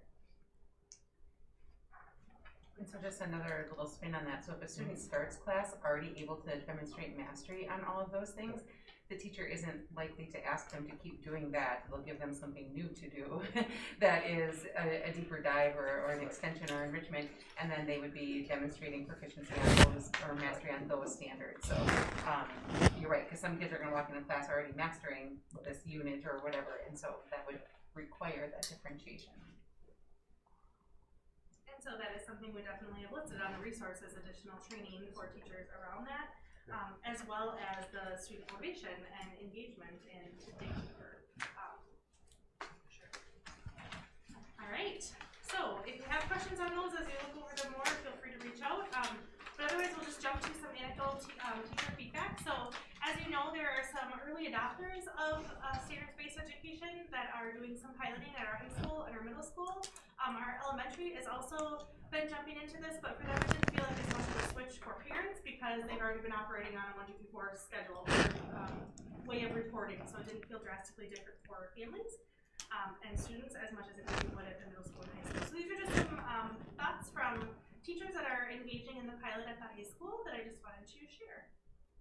We also heard from the math department when they were here as well that you shared a lot of positive anecdotal.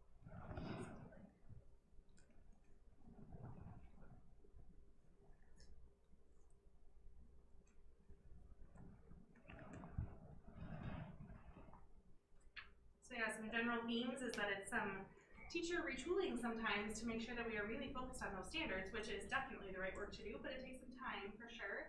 And I think some initial communication with students and parents, once we can kind of get through that. Several teachers had said, first trimester was interesting for different reasons, as well as just getting students used to this, people that were new to the pilot, or even some that jumped in through other trimesters this year.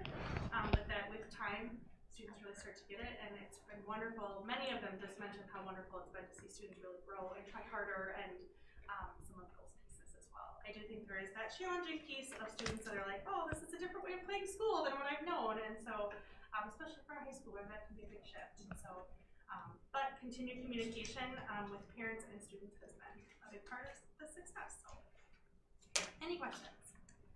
So I talked with Stephanie a little bit before the meeting, just because I had done quite a little reading, and I think my concerns were the same as Troy's, is to how do you incentivize children to achieve, or how will they be motivated to do better? I think this is going to be more complex for teachers to do, and I think that going forward, it's going to be important to invest in things for students that need enrichment.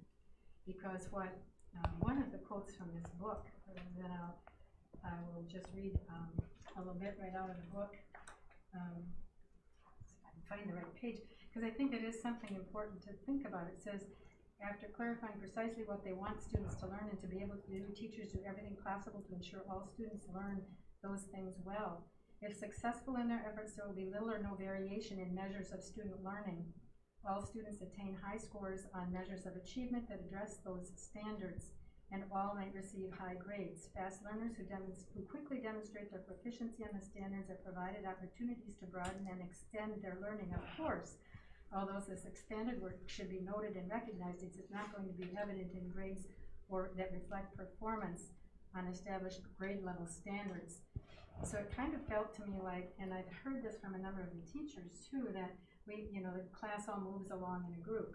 You get to the proficiency level, and then you do, but everybody has to get there. So I think there is going to have to be some intentional efforts to address all those different levels of learning and equity. And so I think that challenge actually exists now, right? So right now, kids come into a class all over the place, right? And so what I took from what you just read is that this focuses it a great deal more on these are the expectations that everyone must reach. Correct. And then it said that the enrichment needs to happen after that. So for the students that, as Troy said, achieve proficiency sooner, there has to be something that can, I may have missed something, but we don't talk a lot about that. We are always closing gaps, but our investment in making sure that children who can move along faster, it has been different, most likely because it hasn't been based on standard. So I'm just saying, going forward, I think that needs to be something we acknowledge. I certainly can see that perspective. I don't understand how that's different than our current reality, I guess, because there are currently kids who walk in and know how to do everything in class. So that's what I'm not understanding, but it's okay. I think, may I elaborate? Sure. It doesn't. The definitions of this, with this current grading system is it's very clear where a student stands based on a numerical value. And so in other words, it's easier for everyone to easily say, this number is here, this is where you're at.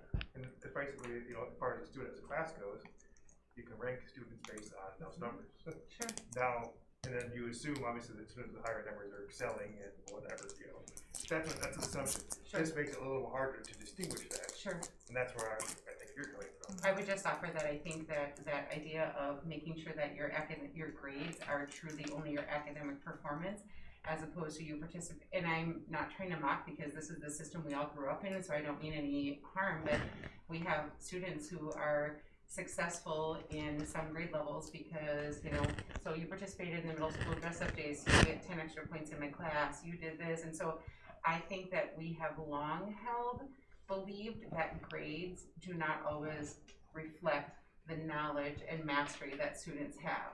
I think our standardized test scores would paint that picture that you might be getting an A in school because you play school really well, you do all of your homework, you are there on time, you sit in the front, you ask questions, you play school really well, and then you go take a standardized test and you might not have that foundational knowledge. And so I personally don't believe that grades always reflect what you know and are able to do. I think grades more accurately reflect how well you work within the school system. And so this is an attempt to marry those two a little bit more, right? That this is what I know and am able to do. And then we're going to talk about your behaviors. Do you come to class on time? Do you do your, are you respectful? Do you interact with others, right? And so kind of bringing the two up, but alongside each other, not intertwined with each other. One of the things, I'm sorry, I'm just gonna add, one of the things I shared with Teddy when we had spoken before the meeting too, is that some systems when they adopt this, they go completely away from letter grades and percentages, and we recognize that is something that people are used to looking at, and it makes some sense to them. And so in our journey, we are planning on staying with that kind of representation so that there's continued clarity for students and families and something that's familiar. But the added clarity comes in and they have a list of the standards and they know exactly where they are in all those standards. Students are starting to see, here are the ones that I've mastered, so I'm not worried about those, but I don't have any. So talking to their teacher about like, how can I show more mastery in this? Or what are some more activities you're gonna be doing in class where I can keep working on this, which is a much better conversation than I'm getting to see how can I make it better, And so it's much more targeted at the learning. I was just gonna say that hopefully this way of assessing what you know will help kids when they want to go on to school after high school, because they'll have a realistic picture of what they know. Because there's so many times where you graduate and you do, like, let's say English, for example. Oh, you've got straight A's on your writing and everything, and you get to college and your TA tells you, you don't know how to write. So you need to go get this remedial help, and you're just shell-shocked because you always thought you did a good job. And this way it breaks it down. And I hopefully will help people to really hone in on those skills and actually be better prepared. And as for kids wanting to stay motivated, remember our switch to the cum laude system as well, that kids can earn points by taking higher level rigorous classes. And so that's another way for those that really want to push themselves to make sure that they continue to do so. So I'll just make one last comment. I'm not opposed to this. I think there is going to be a little bit of a tough transition. And I don't know about you guys, but when I was in school, I didn't get points for wearing the right dress. So maybe school has changed since I was there just a little bit. But I think it is important. The comment that I've heard a number of times from students is, why do I bother to study when I know I can take the test 2 or 3 times? I'm going to have fun this weekend, and I'll take that test another time if I don't do well this time. And so that's where I get a little bit concerned, if we're not encouraging students to have the self-discipline, to do the work and to encourage themselves. There's a lot of average kids just who need proficiency who could do way, way better. There's a lot of brain research that talks about how to do that. And so remember, all of those also included growth mindset, right? And when we talked about some of the SEL stuff as well. And so the challenge is all of those principles need to move at the same time, as opposed to we're going to do this one first and hope everybody just gets it, as opposed to building that capacity and slowly changing hearts and minds, right? Yes, all 7 or 8 of those is one part, or it's all part of a greater system. We just looked at 3 tonight, but just so that we didn't overwhelm the group. But we'll look at 3 more.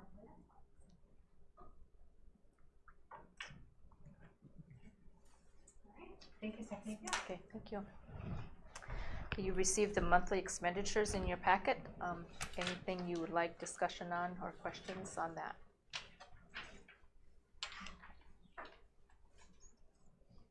Okay. Is there a motion to approve the expenditures? I'll make the motion. Thank you. I'll second. Thank you. All in favor say aye. Aye. Aye. Opposed? Motion carried. I have a ESSER funds update again. Lots of changes happening all the time. So the ESSER grant applications have just come out, which is great and overwhelming all at the same time, because now that the applications are out, what they require is your plan and how you are going to spend over the multiple years. And so ESSER 2, we have 2 years out. ESSER 3 is the next 3 years. And so when we talk about any pieces of this, the way we are going to attack it as an admin team, I shared with you that there was this large list of topics that people in the district have helped to brainstorm, and some of the big foundational pieces is after-school programming, as well as academic interventions and that support of that grade 8, those instructional strategies that we keep talking about. And so what is going to likely happen is we'll come to this bigger picture conclusion of all the things that we want to spend ESSER on, and then we'll have to map it out over the 3 years so that we know that big huge cliff will happen in that end of that 3rd year, but making sure that we don't just that we make sure we can get the funding through the 3 years to be able to make all of that happen. And so tomorrow we meet as an admin team to again talk about those initial proposals. You've already approved the interventionists, and so when we think about the academic needs of students, it really is twofold, right? So the first is making sure that we have targeted instruction in math and literacy, as we've already approved. The other part is elevating the classroom instruction across the board. And so our instructional coaches this year have not all of them have had the opportunity to be in the classrooms coaching because they've been transitioned into a virtual teacher, or they have had to take on other roles throughout this current year.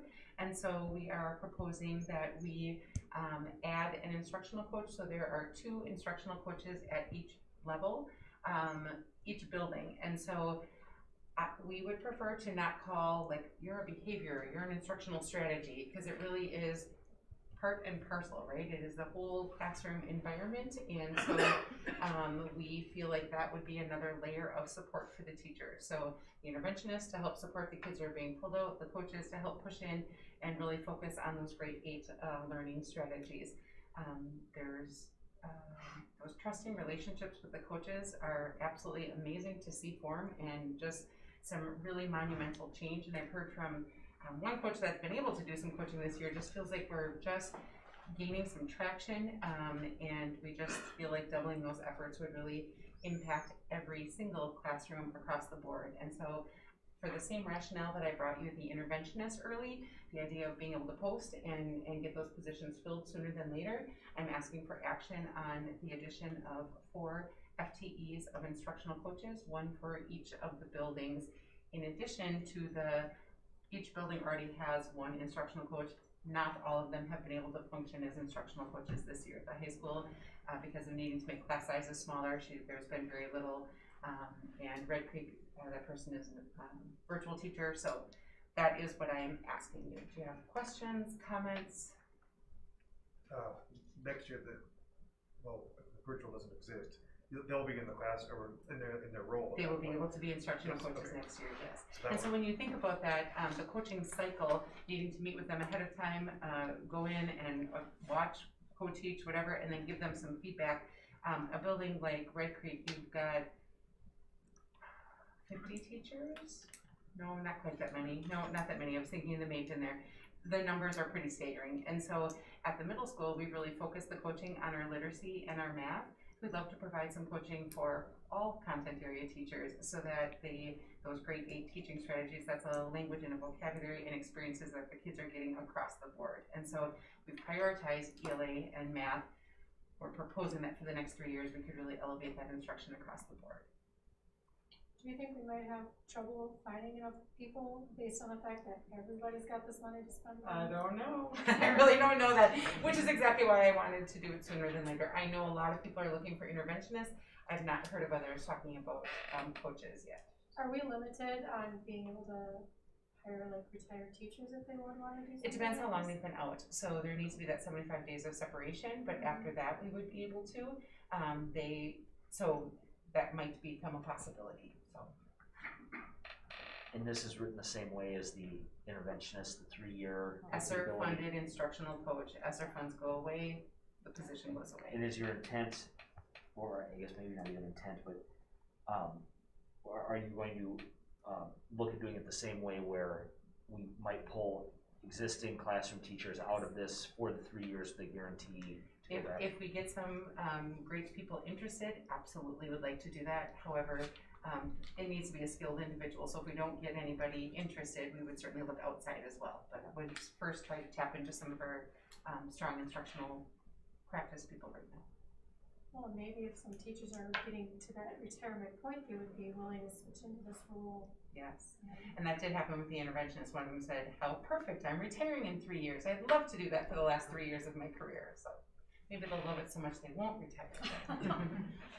So that is kind of the same concept, that we would like to move forward sooner rather than later, as we have all of these moving parts coming together for next year. It's going to take some summertime work together, and we'd love to have those interventionists and instructional coaches and CNI and principals all having some time together sooner rather than later.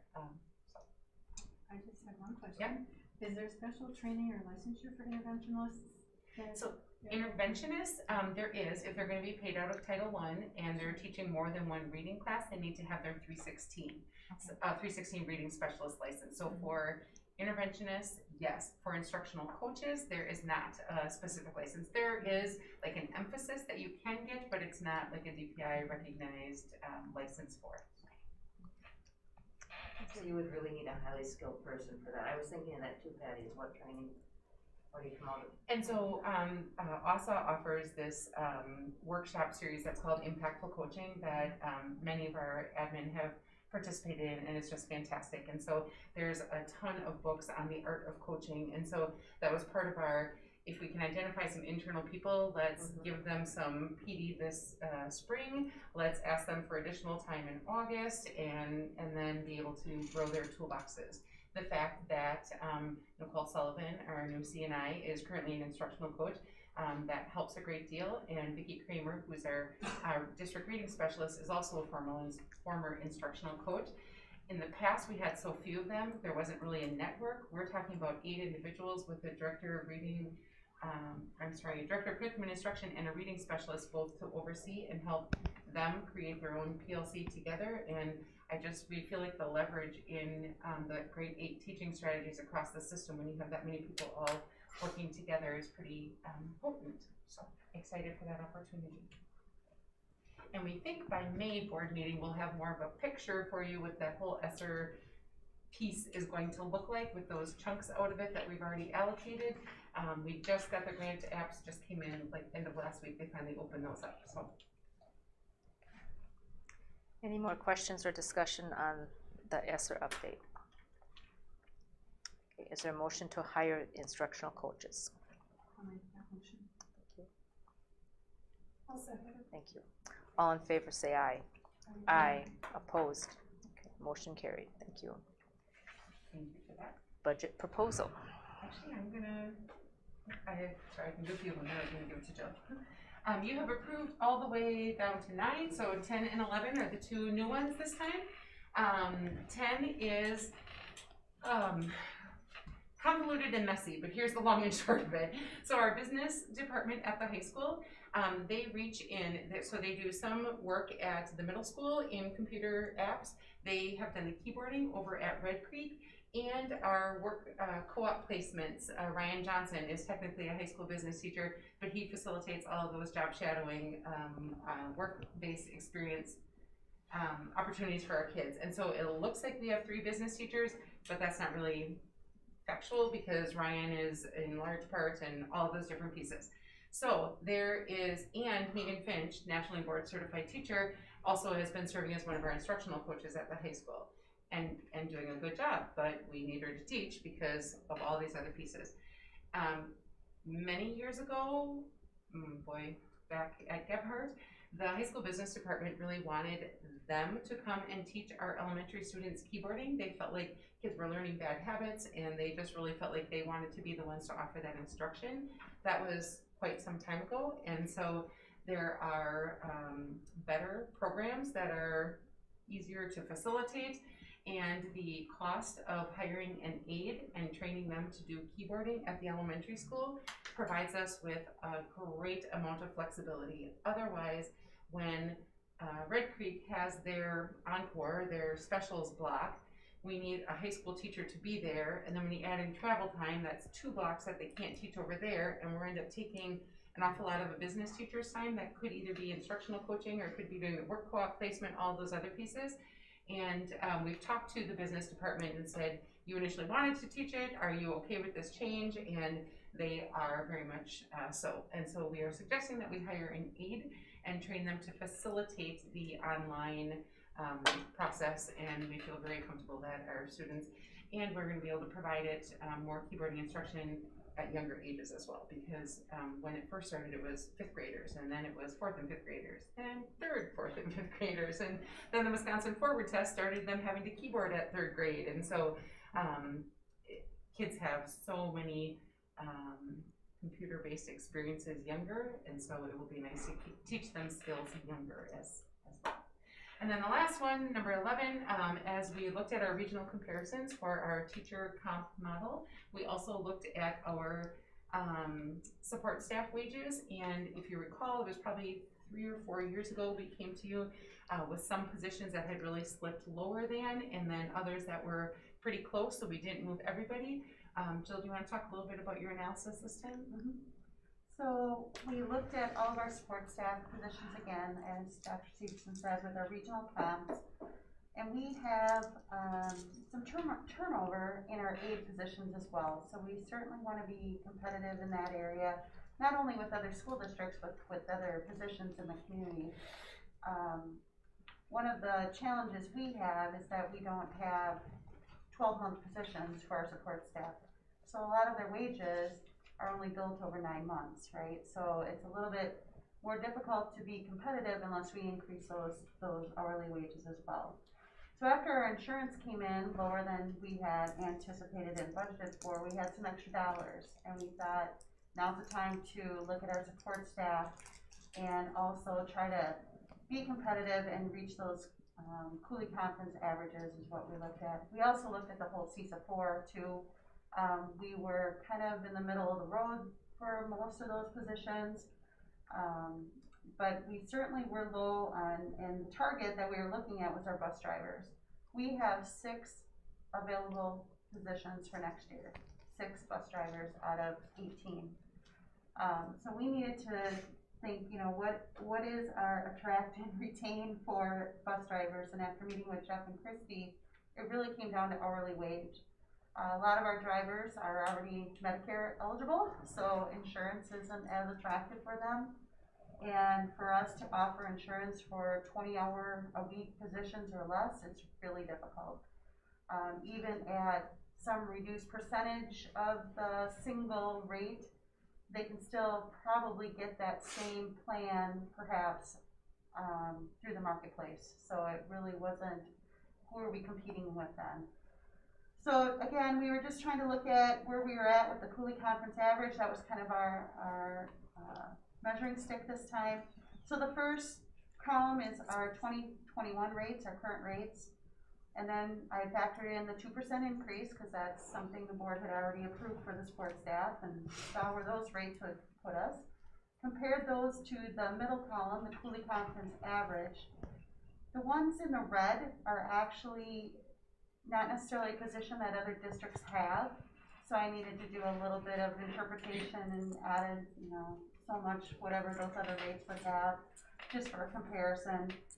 And then I knew what kind of pool of dollars we needed to work from. Those remaining fund $10 is what we were targeting, and looked at how can we get to some of those Cooley Conference averages, and in some cases we exceed them.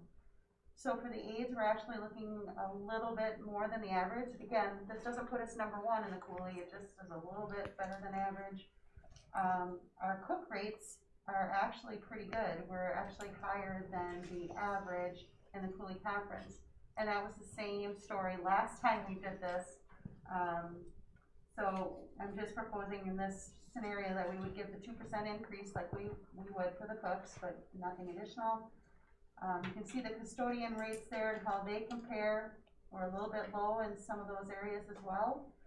But I really was targeting the bus drivers and the aides, because those are our hardest to hire positions. I also wanted to make sure we were competitive with our HVAC person and our mechanic, because those are 2 very special skilled people and awesome employees that we have right now in those positions. So I want to make sure that we are competitive in those areas as well. So that is kind of what it looks like. over all of those positions. I don't know if you had any questions on any one of them. Those are all non-benefited positions, is that right, John? No, many are benefit, so the custodians, those would be all benefited. Aides are part-time benefits, so they would get 90% of a single plan, but half of a family plan.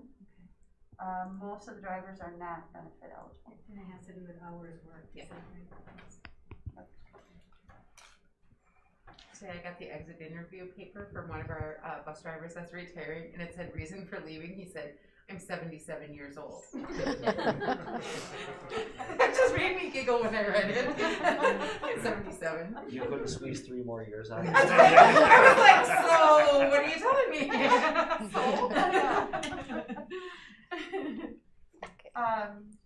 So that's all I had on this. I don't know if there's anything else you want me to add, Shelley, or? No, that was the explanation. Any questions on the budget proposal? Yes, the aide position for keyboarding, is that part-time then, or is that full-time? It would be the 6.75 hours a day, and so would be eligible for the part-time benefit. I was just curious, it didn't say, okay. Everyone ready to vote on that? Is there a motion to approve the budget proposal as presented? So moved. Thank you. Second. Thank you. All in favor say aye. Aye. Opposed? Motion carried. CISA 4 contracts. And thank you for that. I know budget has been really weird this year. Usually we're able to present something once and say, okay, we're done for a while, but this is like little starts and fits, and so we apologize for that. You saw included in your packet the CISA contract. It is really, we are not purchasing any new services from CISA than what we have used in the past. It is just really updating each of the ones that we currently use. And so some of the larger ticket items are my cohort group, the Professional Advisory Council.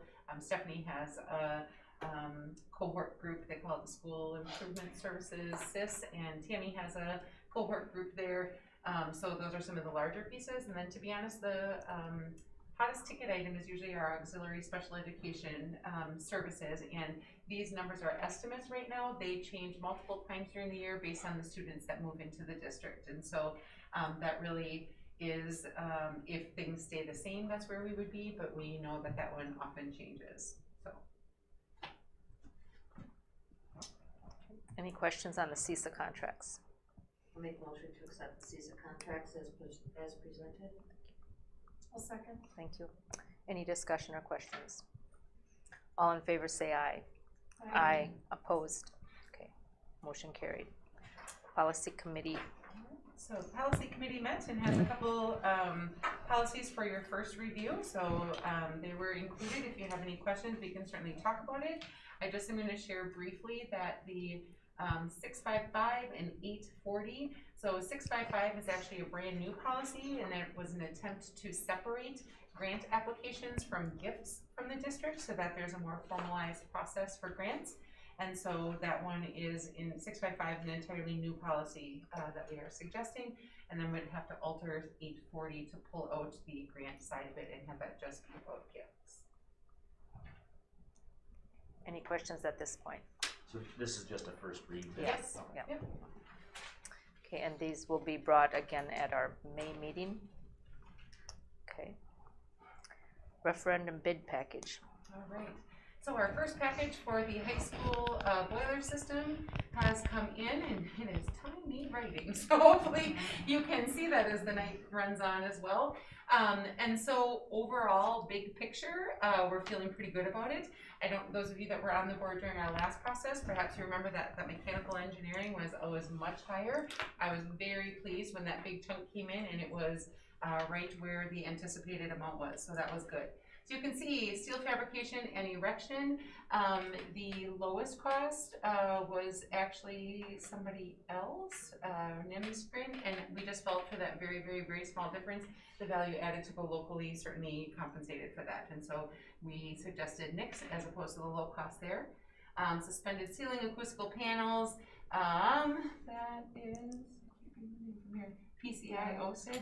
I'm not familiar with them, but Myron certainly was. They felt very comfortable with that. Again, this is just the high school boiler and the units in the classrooms, all of that kind of stuff. So the HVAC, that is the big part of this. You can see Tangle Brothers Mechanical was the winning bid. And it was interesting to see such a wide spread there on some of those numbers, right? That's such a wide gap, but David from Myron said that he felt pretty good about the bid coverage, feeling like we got a decent amount for each one of them. The integrated automation, you can see that we also are not accepting the low bid on that one. Kent and before him Joe has had a lot of experience with complete controls and some of the other people, and those people he has to work with a lot. They're the ones that, like, if we're in a meeting and we text them and say it's really hot in here, log onto their computer and fix it. Our last project really left us with some concerns there, and Kent just feels like the level of customer service that we get from Berdingale far exceeded the customer service that we received. And when you think about it, the initial investment in this stuff is certainly significant on the first part, but then how you keep it running for years to come is even greater long-term investment. And so that was another change to the bid package that we suggested. And then electric went with B&B Electric. They did an awful lot of work for us last time, and Myron and Bray are both very comfortable with them. So our overall coverage was good, and pricing, we came in overall under, even though we went above the low bidders on a couple of those. So that was a big relief, because again, that mechanical engineering was the one that kind of took us by surprise last time. So I was really relieved that this piece came in where it did. Okay. And so they are ready to award those people if you are ready to make that motion. Any questions or discussion? Is there a motion to approve the bid package for boiler work? I'll make that motion. Okay. And then, I'll second. okay. All in favor say aye. Aye. Oppose. Motion carried. Meeting minutes, any corrections needed for those or brought out for discussion? Hearing none, is there a motion to approve those? Thank you. Thank you. All in favor say aye. Aye. Opposed. Motion carried. Dr. Severson's report. So I had some fun quick trip news I wanted to share with you. So do you remember that day that it was like 30 degrees and our buses wouldn't start? And Yeah. we're like, what on earth? So as she was just talking before, the skilled position of our mechanic, that would be Jeff Waffle. He took it on his own accord, because of course when the buses don't run, he takes that very personally, and he just felt terrible that week that they were so spotty. And he had an idea that perhaps the fuel at Quick Trip wasn't what we thought it was going to be. We had been buying from the Highway 54 Quick Trip. Unbeknownst to us, they moved that type of fuel over to the Highway A1, and so we continued to fuel up there, and thus didn't have the coverage. And so the, as you can see, the temperature rating down to minus 15 degrees, and then the February 4th, there was another page, sorry. You guys all have this in your packet, Yeah. right? So the moral of the story is Jeff did some amazing investigative work. He went and followed up on his own accord. He said, I hope it's okay with you. He called me one morning, I hope it's okay, but I opened up a claim with them and I'd really like to see what they're gonna do. And then I said, sure, let me know if I can be helpful. And then a couple of weeks passed and he came over and we have a voucher for like $4,000 that Quick Trip is reimbursing us because of the poor communication, and they value our business, and to be honest, we value the convenience that Quick Trip provides to us. But I really appreciated the initiative that Jeff took in going to investigate that himself, and it doesn't surprise me because he felt terrible those days that we were having such trouble. And so good for him for digging a little deeper and finding that, and then ending up, we spent quite a bit of money on air filters, so that $4,000 rebate or refund, I guess, is in large part due to the air filters that we replaced on all the buses due to those challenges. So that was exciting to see that there was a very concrete scientific reason that our buses wouldn't work in that temperature, and it wasn't just whatever, willy-nilly. So I just wanted to share that with you, and thanks to Jeff. And being on the board for so long, I mean, we hear over and over how he prevents things, and just is so skilled, and I was glad to see you adjusting that on the wage scale too, because that is a large savings to have a skilled person in that position. It sure is. That was it. Everything else I put in my notes for you. Down to WASB. One thing that's in the planning is the convention in 2022 will happen at Wisconsin Center as planned right now in Milwaukee. And they will also continue to hold some virtual options because that has been a preferred method for many of the boards around Wisconsin. So there'll be some trainings continuing in that way as we get back to our normal way. New board member training is scheduled starting this week and next week, and Shelley and I talked about putting that on the agenda. One night is going to be talking about all the legal stuff involved with boardmanship, and then the next night is working with the key works of school boards. And so we thought we would involve that into our professional development with our board here. So we'll make sure we get those recordings and work together on that. The next one is CISA annual meeting is in June, and I'm the representative for that CISA annual meeting, and we need to vote on someone to represent our school district for that. I will be going as a board member, but we can certainly have another representative to vote on the things they have in mind. I'm willing to serve. I'm going down there anyway, unless somebody that wants to do it. I nominate Rachel Rosmanowski. Thank you. I will accept that. Second. Okay, all in favor say aye. Aye. Opposed. Okay, I will continue to be that representative. School board connection opportunities. The end of the calendar had a lot of the spring celebrations and stuff in the notes, and so please know that you're welcome to join those as it works for you. The presidential one has now moved to the theater, so I will send an update of those dates. The dinner ones, we would just need a reservation. Actually, the only one that they're eating is the Lions Club. The rest of them have all become banquet implies food, so they've all become recognition events. And I'm going to send some food with them as they leave instead of eating together. But because Lions is so small, they felt comfortable that we could still serve the meal along with them.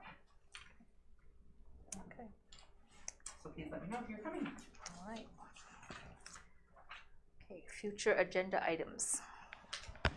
Anybody have anything? I've got quite a few things on board here for coming up. I'd like to just say something if I could. Absolutely. Usually all of this comes at the end, so it caught me off guard having it at the beginning. Okay. But I just wanted to thank every one of you for being here and for continuing to serve on the board. It's been a real honor for me to be here. I hopefully represented the community as well as I could, and I appreciate your patience with all of my questions and persistence when sometimes it's not always whatever. But anyway, I just wanted to thank you all very much, and I wish you all the best. And congratulations to Mr. Epps.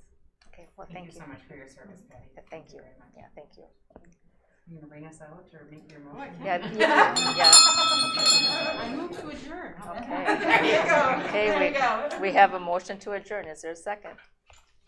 Seconded. Thank you. Okay, all in favor say aye. Aye. Okay, we are adjourned. Thank you.